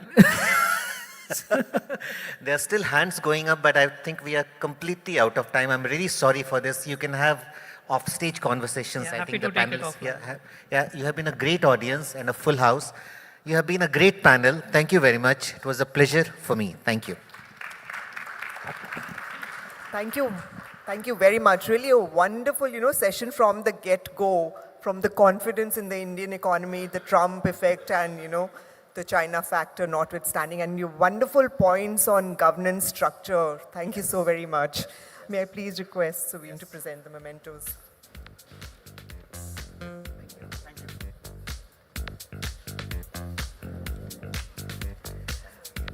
Ladies and gentlemen, 1:40 p.m. in the other hall, the Chintaman Deshmukh Hall, we will have a fireside chat with Dr. V. Anantha Nageshwaran, the Chief Economic Advisor to the Government of India. And we will also meet here at 2:35 p.m. for a session on the insurance industry. See you then.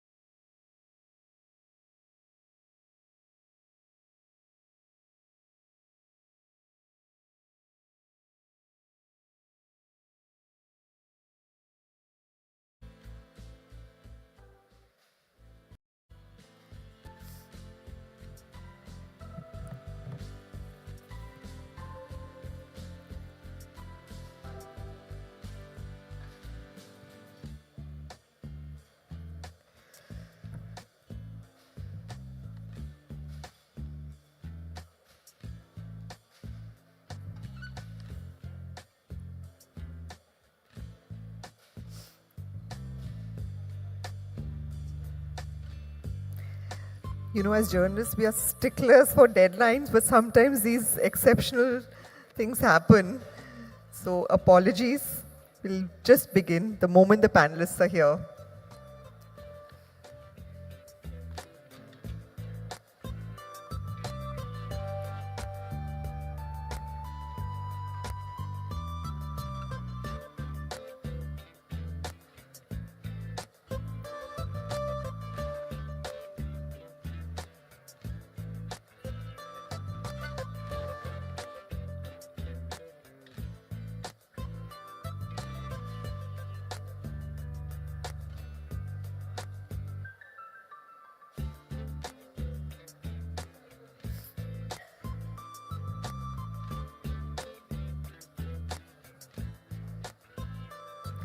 Okay, ladies and gentlemen, thank you for your patience. Our panelists are here and we will begin now. So the discussion is on the insurance industry. It's been a quarter of a century 25 years since the sector was opened up to private players. And yes, the penetration has, it hasn't, however, been much. And one could even say that the needle hasn't moved in the way it was expected. That said, things are kind of looking up, and today there are over 70 insurance companies in India, including life and general insurance. And after a gap of 5 years, 6 new players were added. More and more foreign insurers are looking to invest in the sector to take advantage of the opportunities it offers. In this context, let us look at what the next 25 years hold for the industry. On that note, I would like to invite our panelists on stage. We have Mr. Alok Rungta, MD and CEO of Future Generali India Life Insurance. A big hand, please. Mr. Mayank Patwal, CEO, Aditya Birla Health Insurance. Mr. Sharad Mathur, MD and CEO, Universal Shampoo GI. And Mr. Sumit Bohra, President, Insurance Brokers Association of India. Moderating the conversation is Business Standard Banking Editor, Mr. Manojit Shaha.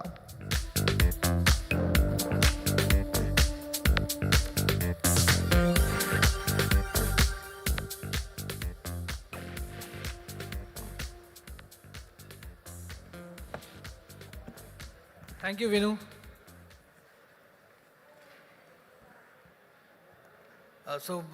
Good afternoon, friends. We are here again. The discussion topic for today is 25 years since the insurance industry was opened up. What next? Of course, there has been much change in the last 25 years, but in the last few years, we also seen many changes, as well as from the regulator has been very proactive, the insurance regulator. So to start the discussion, the first thing I would like to ask is that since we know that the insurance amendment bill is now pending, so what kind of changes the panelists see in the amended Insurance Act? So Mr. Rungta, if you can start. Thank you. Firstly, let me congratulate Business Standards for completing 50 years. So there's a lot of things which the industry is expecting, and I think it is expecting across the board. One is 100% FDI, which people believe is going to be a growth propeller in the way more and more participation of more insurers can be brought to the country. So even today, in 25 years, we are a handful of insurers in the country. When you look at more developed nations, say for example US and all, there are thousands of insurers, right? Now one of the driver could be 100% FDI, where people want to come on their own, right? So this is a long-term business. Sometimes there are challenges on how many domestic participants you can get to participate in one industry, right? Today still there is a requirement that at least a domestic player has to have 26% stake. Now, do you have 1,000 domestic players who are interested in this industry is definitely a question mark. So I think that's one big one. which the industry is expecting, which will bring more competition. And I think competition always helps. So that's one big one. Second is, there's a lot of talk on this composite license, which is happening across the board. I think these two are the big ones. There are many more, which I'm sure at the operating level, and it could be more depending on the line of business, whether you are health, non-life, or a life organization. But I will say these two are the more encompassing one, which the industry is looking forward. Okay. Chairman IRDA was there in the morning. He exactly talked about these points, that his point was that we need growth capital because it's a capital intensive sector. So more and more players, foreign players are most welcome. And also he talked about the composite license that it's pending with the government. IRDA has sent his suggestion. Of course, the entire industry is looking for composite. So we have heard from the life insurance player. By the way, you may have noticed we have a very diversified panel today. There is a life insurance player, there is a general insurance player, there is a health insurance player, and there is an insurance broker. So, Mr. Mathur, what are your initial thoughts on the amendments? So, one thing is very clear that our government insurance regulator are very progressive, and we have witnessed that regulator in the recent past has become more a developer. And messaging is not only from the regulatory's end, but is also being cascaded by government to reach to the last mile to achieve insurance inclusion, the way financial inclusion was done recently. Where about, I think if I remember correctly, 530 million population, unbanked population was brought into banking system. So 530 million, which is, I think, more than the population of UK, US, Canada, Germany. So why it can't happen in insurance? So this is the reason that I'm very hopeful and sort of expecting myself as part of the insurance fraternity that there will be times and soon where we will going to witness things like monoline insurers or sectoral insurers, and that is possible if we have flexibility, liberty given to these investors. Could be international players in insurance sector, could be institutional investors, could be private equity firms, so which would like to operate at a low scale. So like Alok mentioned about the US, where number of insurers are even 1,000 plus, and in our country where population is 1.45 billion, we have in non-life side only 25 insurers or 6-7 health insurers or some 25 life insurers. So all put together are not sufficient or enough to reach out to the entire population. So I'm very gung-ho on the kind of insurance scope from the insurance companies setting up shop will going to get widened. In fact, we have seen new licenses been given in the last few years, and that came after a long gap, isn't it? I think the life side after 10 years and the general side after 5-6 years. So that's a very good development. Mr. Vora, what are your thoughts?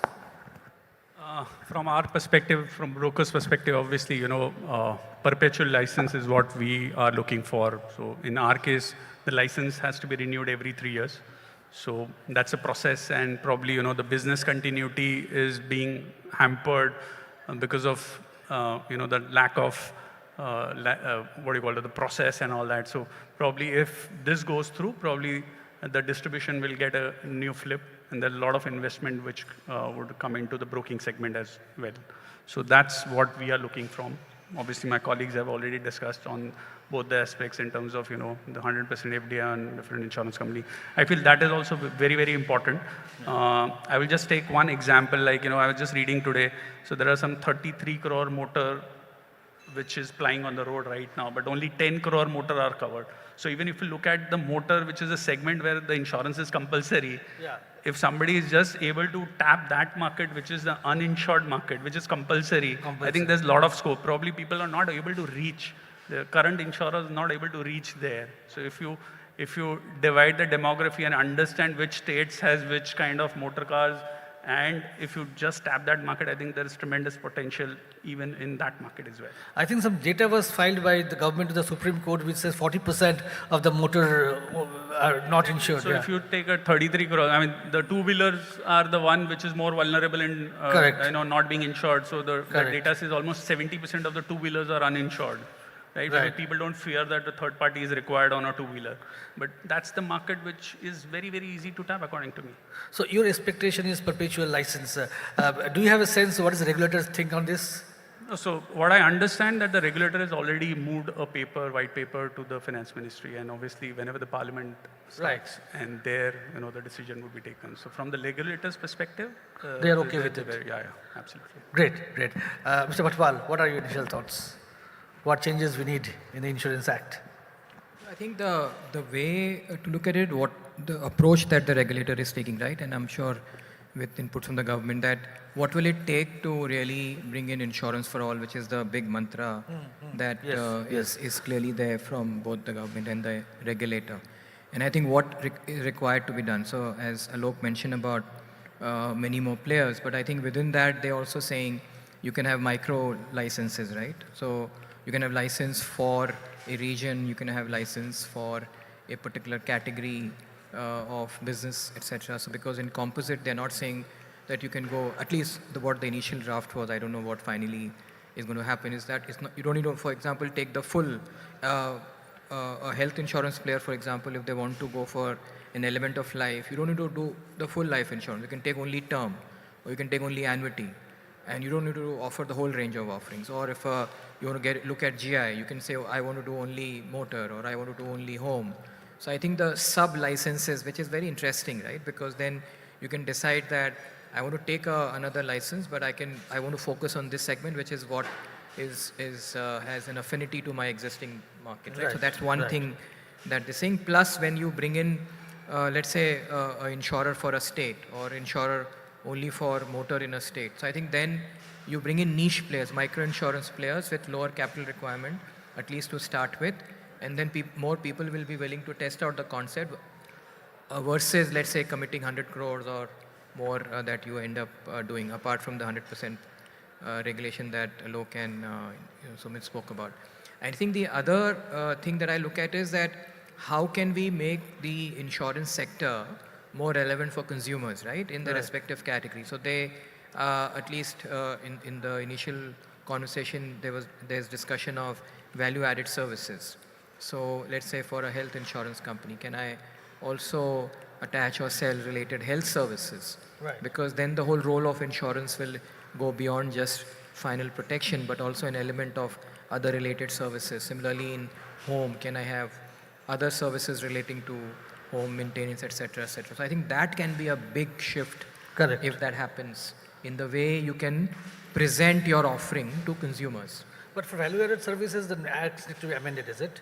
Yes, because today I can only sell pure insurance product, right? In value-added services, you can then sell the other related services to the core category.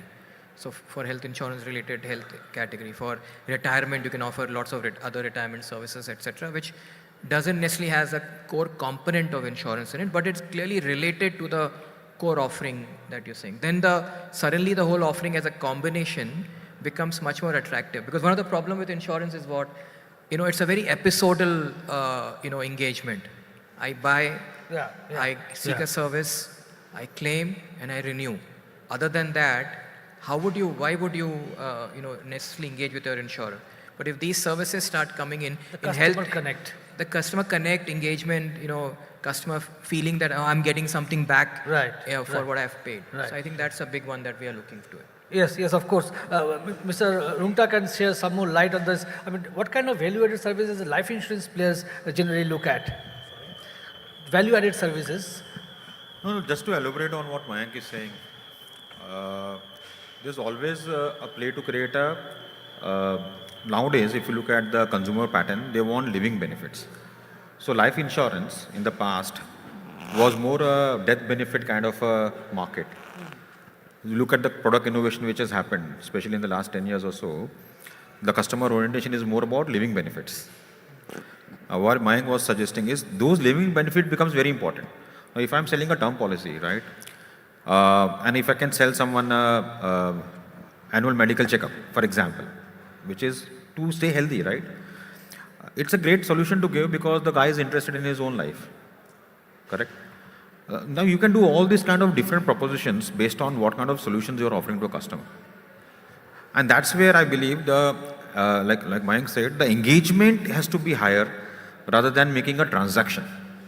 Right. Today, right. it's transaction, it is not engagement. Engagement, yeah. Right? And that's where the customer experience also changes.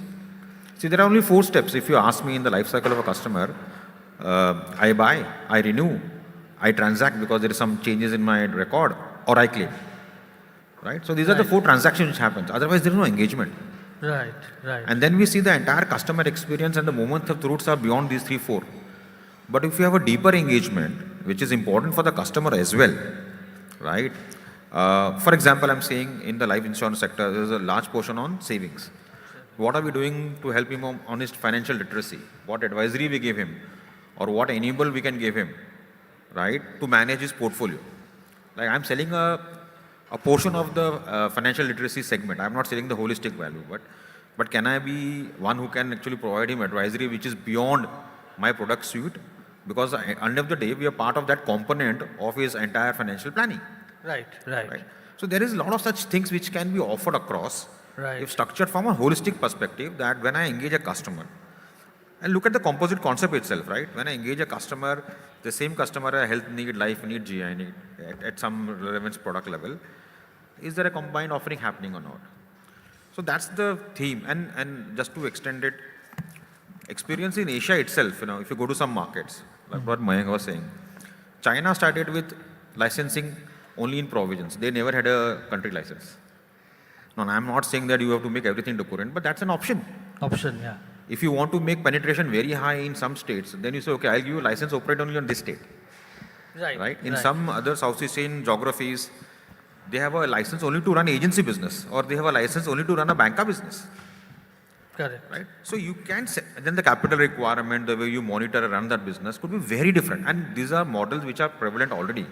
Right. So we can learn from this, because when you want to penetrate into a particular segment, could be a customer segment, geographical segment, or you want to give a umbrella solution across encompassing, you can do all those things.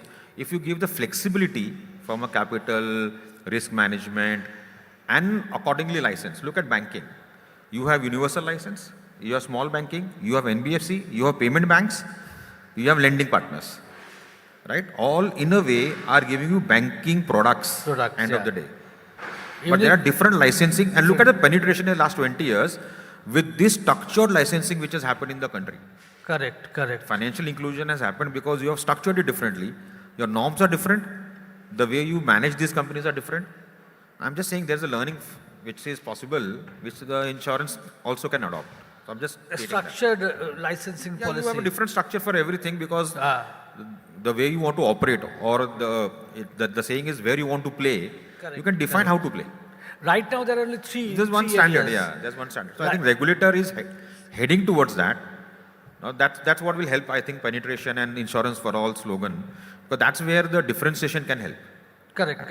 Now coming back to the value-added services, Mr. Mathur, what are your thoughts on that? Are the non-life players equally excited about this value-added proposition? Yeah, so value-added services, if you say in most of the matured markets, are also known as ecosystem services and is part and parcel of the insurance product. So just to cite example, motor insurance, currently we give roadside assistance, which is very half-baked. There is a lot more can be done in conjunction or in collaboration with auto manufacturers or other allied services in auto space. In health insurance, like, wearable devices where one can measure BP or diabetes levels almost on everyday basis. And it is also encouraging healthier lifestyle. So from insurance perspective, it is helping me as an insurer to bring down my loss ratios. If I'm making sure that someone who is probably not so healthy, but I'm making sure that he monitors almost on a daily basis his health, living style, and he's getting healthier. So which is good for me, but it is done again not in a very uniform manner.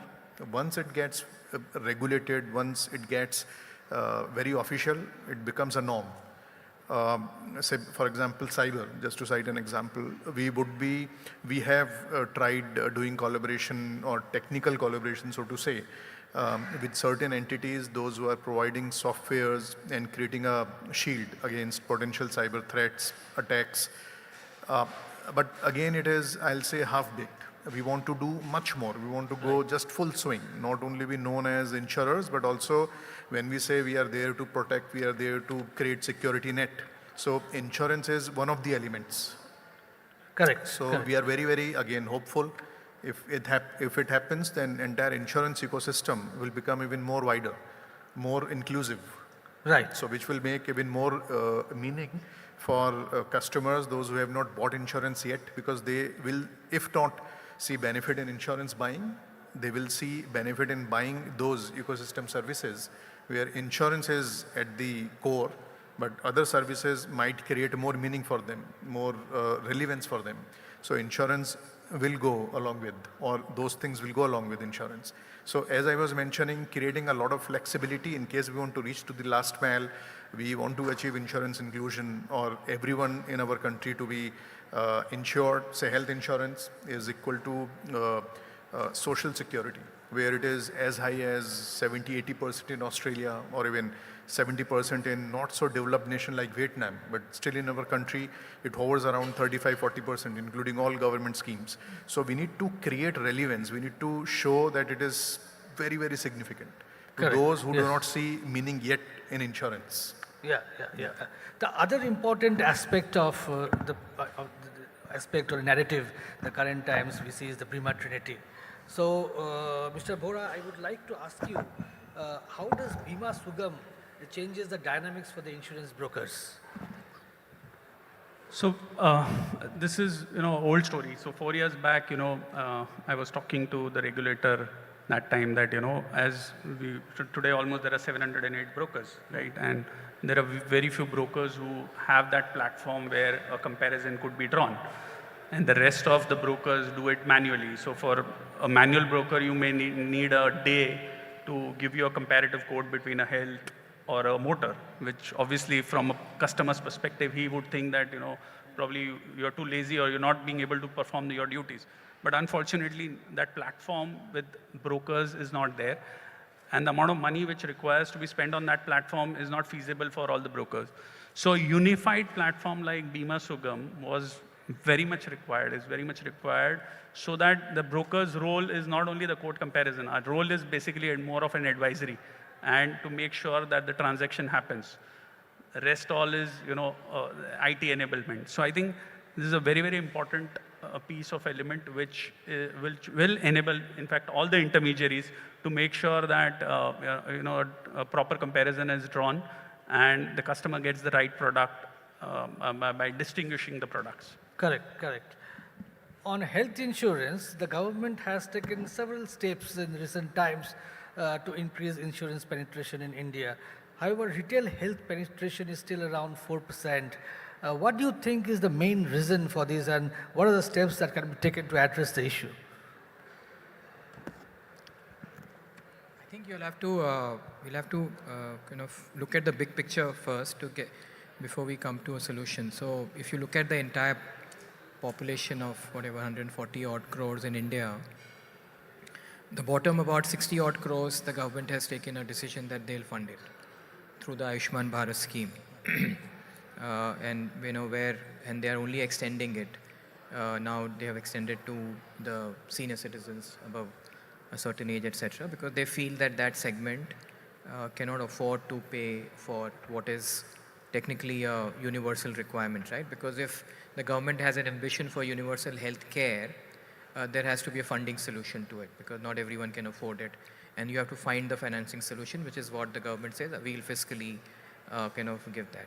It leaves the balance 80 crores. Of that, about top 35 to 40 crore is where the focus of the current private sector is. So all of the players, whether it's health insurance by the general insurers or by the standalone health insurance, this is where we typically cater to.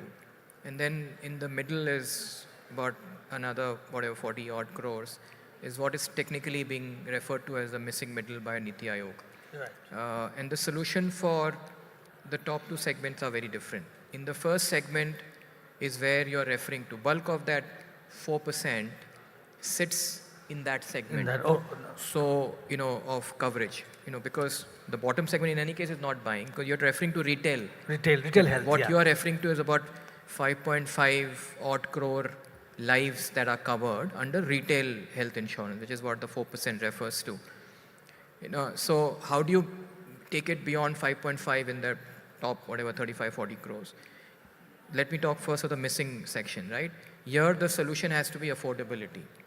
Unless we are able to find a solution for affordability, this segment will find it difficult to buy health insurance. What does that mean?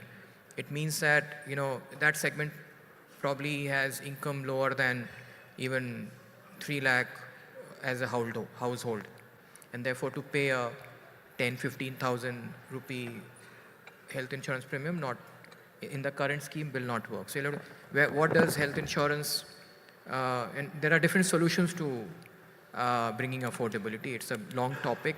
You'll have to reduce the healthcare cost delivery in that, and also reduce the distribution cost in that. Can Bima Sugam be one way to bring that reduction in distribution cost? Because the cost of reaching out and the cost of, for the customer to find the solution will reduce.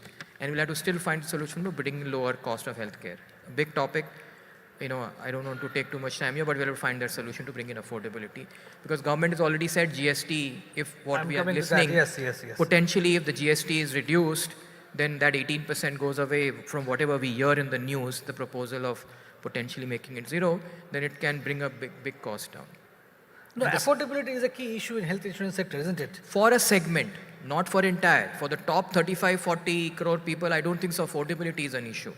There the issue, by the way, apart from the 4%, there's a large segment there which is the working population, right, which has got about 15 to 18 crore people are covered through corporates also. There could be some overlap between 5.5 and 17, whatever, 16, 18 crore. Let's say it's about 20 crore of people who are covered together after removing overlap. There's still another 20, 25 crore people not covered. There, the issue is not affordability. There, the issue is, do they see value? For example, the younger segment says, why should I pay if I'm not getting in return? I'm not going to be in the hospital. Concept like VAS can make a big difference for them. If you, the moment you attach a health service, they say, hey, I'm going to consume health service every day. I'm willing to pay for it, and if something happens, I'm going to get cover, etc. So the solutions are very different from each of these segments, because one thing is very clear, Monojita, that awareness has increased after COVID. People understand that this product is required.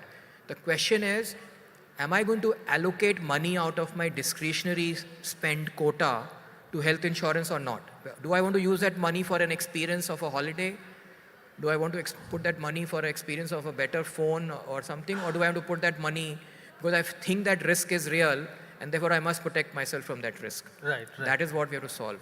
It's a complex problem, but I think all the steps that are being taken, product innovation, distribution reforms that we are now, I'm sure in the next set of reforms that will come from the regulators, distribution reforms, the changes in the Insurance Act, all of these are going to enable, Bima Trinity is going to enable that. Bima Trinity is going to take care of the affordable segment as well, right? Right, so right. I think we're on the right track, but we have to make sure that we execute it well. Execution. For each of these three segments differently. Mr. Mathur, would you like to touch upon the affordability issue, the affordability of health insurance and how we can address that? So affordability especially is felt amongst underprivileged or in far-flung locations more than metro, mini metros. And to achieve this, we have seen variants of health insurance now, low sum insured products, benefit health products, because we just can't keep pushing high sum insured products or one size product to all categories. And we have seen in tier 3, tier 4 locations also now offtake of health insurance is rising. And sum insured is very low. Coverages are minuscule because we have also seen that health conditions in tier 4, tier 5, tier 3 locations are much better of people, those who are residing in metro, mini metros or state capital because of their lifestyle. So it makes all the more sense and high relevance for insurers to reach out to those locations. So that helps us achieving two objectives: one, insurance inclusion, and making sure that loss ratios remain low, and products are tailor-made in such a way that they remain affordable. So whether benefit products or low sum insured health insurance products or products which could be disease-specific dengue product, for example, so where sum insured or maybe premium will remain low, which means will remain affordable. So offtake of these products are increasing in those locations. I do not see affordability issue in high-end markets. So variant of health insurance products is able to address the situation of affordability. Right, right. Mr. Rungta, since you are the life insurer in this panel, I have to ask you this, the surrender value norms. That's a very hot topic in the life insurance sector. How do you see those norms? What kind of impact do you see? If you can elaborate. The beauty of last 25 years is we have resistance to all changes we have been seeing in the industry, right? Right, right. So we had a UL product change, we had par change, we have non-par change. So I think the industry has become robust enough to see all those changes. The latest being the special surrender value. I think the market has responded well. If you look at from a long-term customer orientation, it's a welcome change. Obviously, there are short-term hiccups which all of us are facing, all products went through redesign, the way we look at our distributor and competition through redesign. So, but as I said, industry has been able to embrace it. If you see the October results for the industry as a whole, there's not a big dent which has happened compared to the last October. So in that sense, I think that's baked well.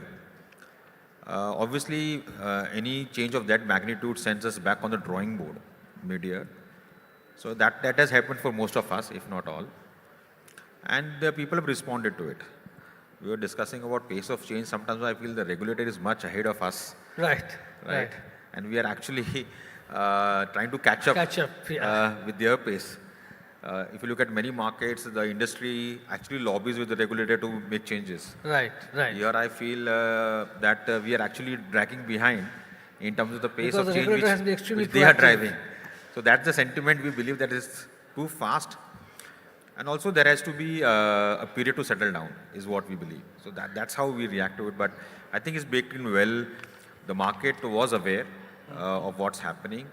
People on all the three sides, I say the distributor, consumer and shareholder, have planned the change well. I don't see there is major impact happening. Some segments will lose income. Look at the commission which has gone down, so distributors can feel the heat. Customer, as I said, gain to benefit most of the time because it has to be customer-centric. And there is a realignment on how you look at your product design. So that has happened. Okay. No, since customer service is regulator is very conscious about that. They're sensitive about that, the customer service. So there are recent commentary from the regulator that the claim settlement being the one of the top grievances from the customers. Mr. Mathur, what are your sense on what can we do to address this issue, the grievances on claim settlement? So, although regulator has played a pivotal role already in terms of categorizing grievances and regular queries which customers make, regulatory intervention is well regarded and is there to support any potential grievance of any claimant. But what insurers can proactively do is that mostly grievances are also an outcome of understanding gap. Mostly, because claims every insurer would want to settle amicably. No insurer would want to retain money and cut unnecessarily. So there are certain ecosystem issues where supply chain providers, service providers do overpricing at times, and it becomes sort of an additional revenue stream for them. However, that is something which insurance industry is tackling. But from the customer's perspective, when they feel that my grievance has not been addressed, so at the first place, grievance should not arise only. And this happens because a good communication is not being sent. Normally, insurers until now have been sending a claim is repudiated or claim is settled at this amount. But now if detailed rationale can go to them. So regulator proactively has made customer information sheet mandatory, where what is covered, what is not covered, not in fine prints, in very readable font, so that customers know what is not covered. So understanding gap at initial stage itself reduces. If at all someone has to make a claim, would know whether I am covered for this or not. Second, as claim happens, so along with, and if God forbid any claim which gets repudiated because it is falling outside the purview of the policy coverages, so a very fine rationale if can go along with the repudiation letter, or if there is any reduction in the amount which is which was expected by the customer. So rationale even for that, if can go, explaining the rationale to the customer, I think grievances will get addressed there. So customer will not raise next level, which is an escalation or in form of a complaint, sending any message to regulatory body or to other various complaint portals. So I think communicating with customer would make a great change, a positive impact in managing whole customer grievances piece. You want to share some of your thoughts on the grievances? Yeah, I see. There are three categories of grievances in health, right? One is grievance where people say, why have you denied my claim? A lot of that happens because of two big reasons. One is, has the conversation of what the customer has bought, and therefore has a seller explained, has a customer understood that. A lot of that is because of that, sometimes the benefits are not, explained properly or not understood properly. The other element is because of fraud, waste, abuse, which is a big problem in health insurance. Because, see, the dilemma for us is this. Like, I can tell you as for my company, 96.5% of the claims received in terms of numbers are paid. 3.5% are not paid for various reasons that I'm telling you. I think all 3 or 4 stakeholders have to play an important role in this. Insurer to make sure that what they are selling is well understood through the distributor by the customer. So in this context, the mis-selling is also a challenge, It's isn't not, it? health insurance is not necessarily about mis-selling, Monjita. It's about, sometimes it's not necessarily the intent of the customer, of the distribution to not explain. It's health insurance has an element of what you can't avoid. There's an element of medical complexity, right? Like, for example, if you say, and in some economies it's there, this product covers everything from day one. In group business, for example, corporate business, there's nothing excluded. There's no concept of mis-selling right there, right? It's the only reason why you don't hear too many complaints in corporate, because there's no exclusion, there's no waiting period. But if you create that product, it will become extremely expensive because you have to price for what is called anti-selection. People who need will come and buy the product first, right? Right. So I think my only plea to everyone involved in the sales process is, if at the sales time, if all stakeholders ensure that they're really understanding what is being sold or what is being bought, a lot of the grievance issue will be sorted. That's one part. And the second part is, please understand, we are dealing as a health insurance industry with an extremely large, fragmented, unregulated segment called healthcare delivery segment. Right. We do not have any control on that segment, whatever one might say, because we are paying about 100,000 crore of claims every year through, which we are funding today, maybe a little bit more than that. But do we really control the process there? Our customers are experiencing the healthcare delivery model, but do we really control it? No, we don't. Right. And today, about 25% of the claims are fraud, waste, abuse. What do we do? Come to fraud. Do we end up paying everything? Yeah. The price will go up, so we'll have to intervene. We'll have to stop that. In that process, we'll have to keep improving our processes. Don't get me wrong. I'm saying we as an insurance industry, there's inefficiency in processing, which we can bring in more technology, AI, ML. I'll give you one example. Our promoters from South Africa, 96% claims humanless, paperless. We export technology to the global. What percent are humanless, paperless in India? Less than 1%, technically, right? Right.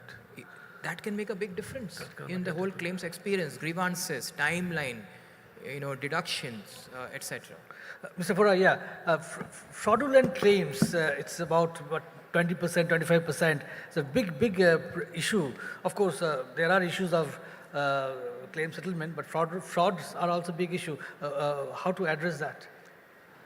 See, I would say that, with the use of technology, the frauds have definitely come down. Means when you talk about health, maximum claims do take place in the health segment, and there is where people would manufacture claims on, and the frauds would take place. But I think from what we experience from our businesses, that the frauds have reduced over a period of time because of the use of technology. The TPA coming into picture, probably, time and again, they're blacklisting the hospitals which are making fraud. There are enough, red flags which are raised for the people who are claiming regularly. So I think there is reduction in the number of frauds, but obviously there is still scope of improvement, and I think that issue should be addressed for the simple reason because that could bring the claims down, and probably people who feel harassed at the time of claims because there's a lot of scrutiny which happens to a normal person also. I think that can go down. So I feel things are moving in the right directions. The numbers are getting reduced. Obviously, there would be an element which will always happen where people, outsmart the insurers or us. So that will always remain. But I think it's pretty much under control. I do slightly, another perspective. Frauds are not reducing; they are getting detected more than earlier. So what is happening is that you're paying less for what was potentially fraud-based abuse. But if you ask me if 100 rupee is coming, is the amount of potentially non-payable amount reducing? No, it's not. It's only increasing. I mean, if it's another session. I don't want to again, spend too much time. It's not. We are detecting better because of what Sumit just said. Right. We're able to use technology. I got it. But the related issue is cyber security. We recently have some news that one insurance company data leak has happened. Are Indian insurance companies investing enough in cyber security? Mr. Mathur, if you can share some light. Then probably Mr. Numta. Yeah, so every insurance company, and I believe today every organization in India, across sectors, across the globe, have started investing heavily already. So whether it is taking very exhaustive cyber insurance cover or investing in creating enough shield around any potential cyber attack goes without saying. Now, what is happening is because of, lot of unemployment kind of activities which we keep hearing. Like I was hearing Visa doing retrenchment in the current month. About 40% people would be laid off. Likewise, all techies are getting time and who are intelligent. So they are faster than the shield that we create around us to protect ourselves from such people. So what is needed at this juncture is not only investment to have cyber security, but also innovation in that. What until now we have been doing is more prescriptive, because someone, our global investor or global insurer who is a partner in our venture, has done this in their market or markets they operate. So we should also do so, which is a very me too copyable approach. But are we predictive enough that if, say, 1 year down the line, XYZ insurer in India or abroad faced this challenge, and then this progressed and has elevated to an X kind of a level of cyber attack, Y kind of an impact. So two things we need to do. So what it can further graduate to. So we need to think through our cyber security experts, officials in each insurer. So we need to be more predictive to combat these challenges and these attacks. And second, incorporating learning, which I think is currently missing. Suppose if we understood something in collaboration with our global partners, colleagues, what's happening across the globe and what we are doing or what they are doing in predictive spaces, are we sharing or collaborating with our peers in India enough? So that is also missing. So if we do all these things, I think this is equal to or maybe much better than making commercial investments, because commercial investments would be limited to below predictive piece, Right. prescriptive more, descriptive more. So this is what is needed more to be done in insurance space at the moment. Right. Yes, Mr. Rupta. See, in our case, we are blessed because we are part of the global conglomerate, right? And being subsidy of one of the largest insurance globally, there are so many practices and insights which come. And at times, towards other thing, we don't see them with our eyes in India, but there is a global context to it always happening.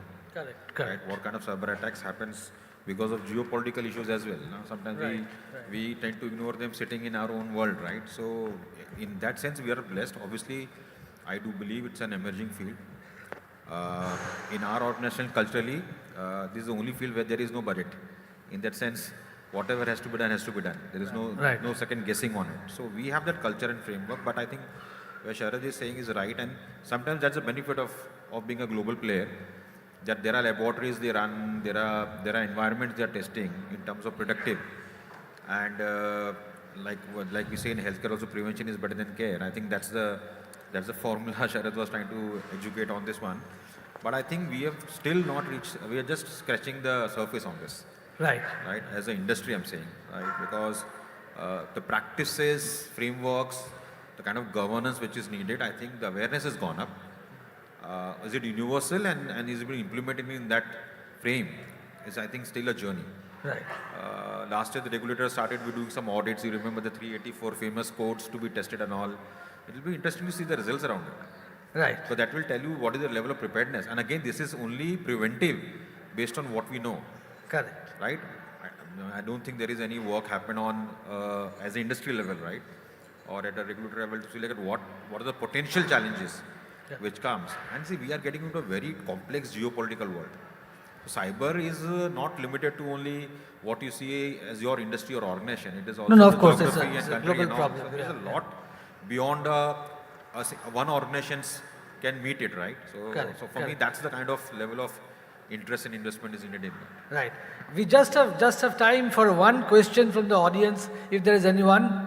The gentleman in the back, can you give the mic? Gentleman in the back.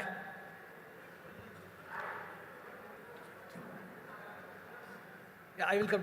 Please introduce yourself and then ask the question. Yeah, please go ahead. Yeah, my name is Raman Singh. So just on the topic of composite licensing, what will be the implications in the short to medium term? Let's say LIC comes into health insurance. So So you want to know the impact of composite license in the short term and the medium term? I just wanted to understand who will be the creator of health insurance. Like LIC will start creating the product, or will it be like distributor? So implication on health insurance policies. Yes, we'll answer it. Yeah, please have a seat. Yeah, so what composite license means is that you get the license to manufacture whatever line of business that you seek a license for.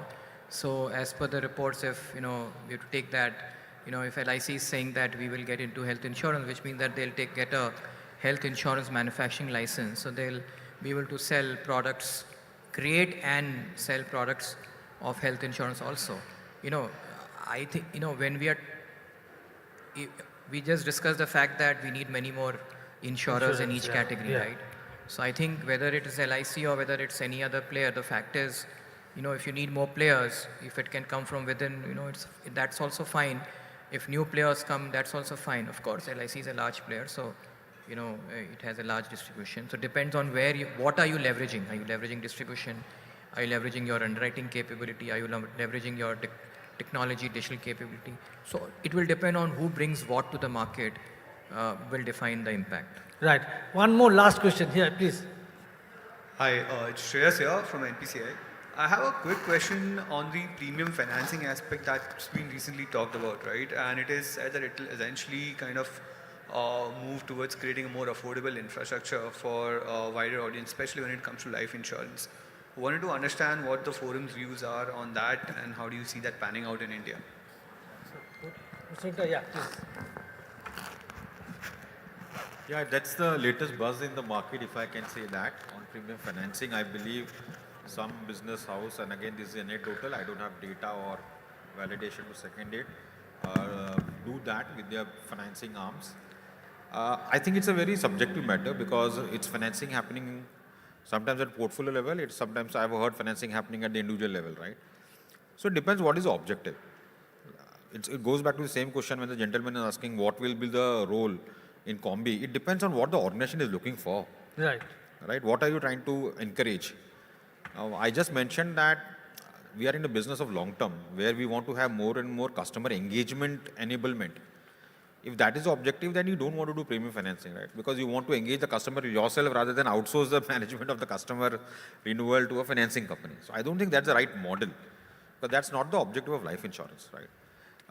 And sometimes when you come with creative solutions, it can actually hurt you in terms of what is the real objective, why are you in this business and what is the objective of the business. So my personal view is very different from what I hear, but again, it's a very nuanced subject. It is getting some traction, I believe, in some locations, some markets, some companies. But let's see how do you shape it up. Financing per se for customer, it's already there in policy. You can take loan from your policy. So from a life insurance I'm talking about, there is a financing option already available, right, within the policy. Obviously, there are nuances in terms of how much you can finance. In a unit-linked product also, it's market-driven, so there is financing possible. There are options on early withdrawals and all. So managing circumstances which are financial constraints in a life cycle of a customer, there are solutions available. Now, people want to go beyond it, and that's where the creativity sometimes comes in, and I don't know, some creativity is constructive, destructive, only time will prove that. Right. With that, we come to an end on this conversation. Please give a big round of applause to all the panelists here who have taken time to share their views. Thank you so much. Thank you very much. And very interesting discussion. Also, there's a lovely point on that, how the regulator is also helping the industry evolve, staying ahead. Wonderful. Thank you so much. May I please request Manojit to present some mementos to our panelists.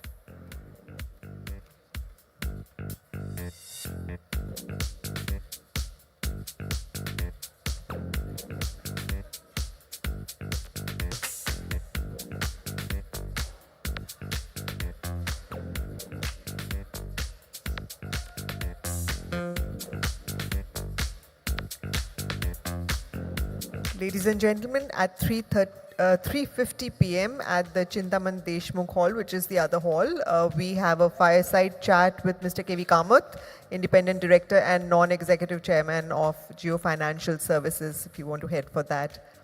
Thank you again. Thank you very much.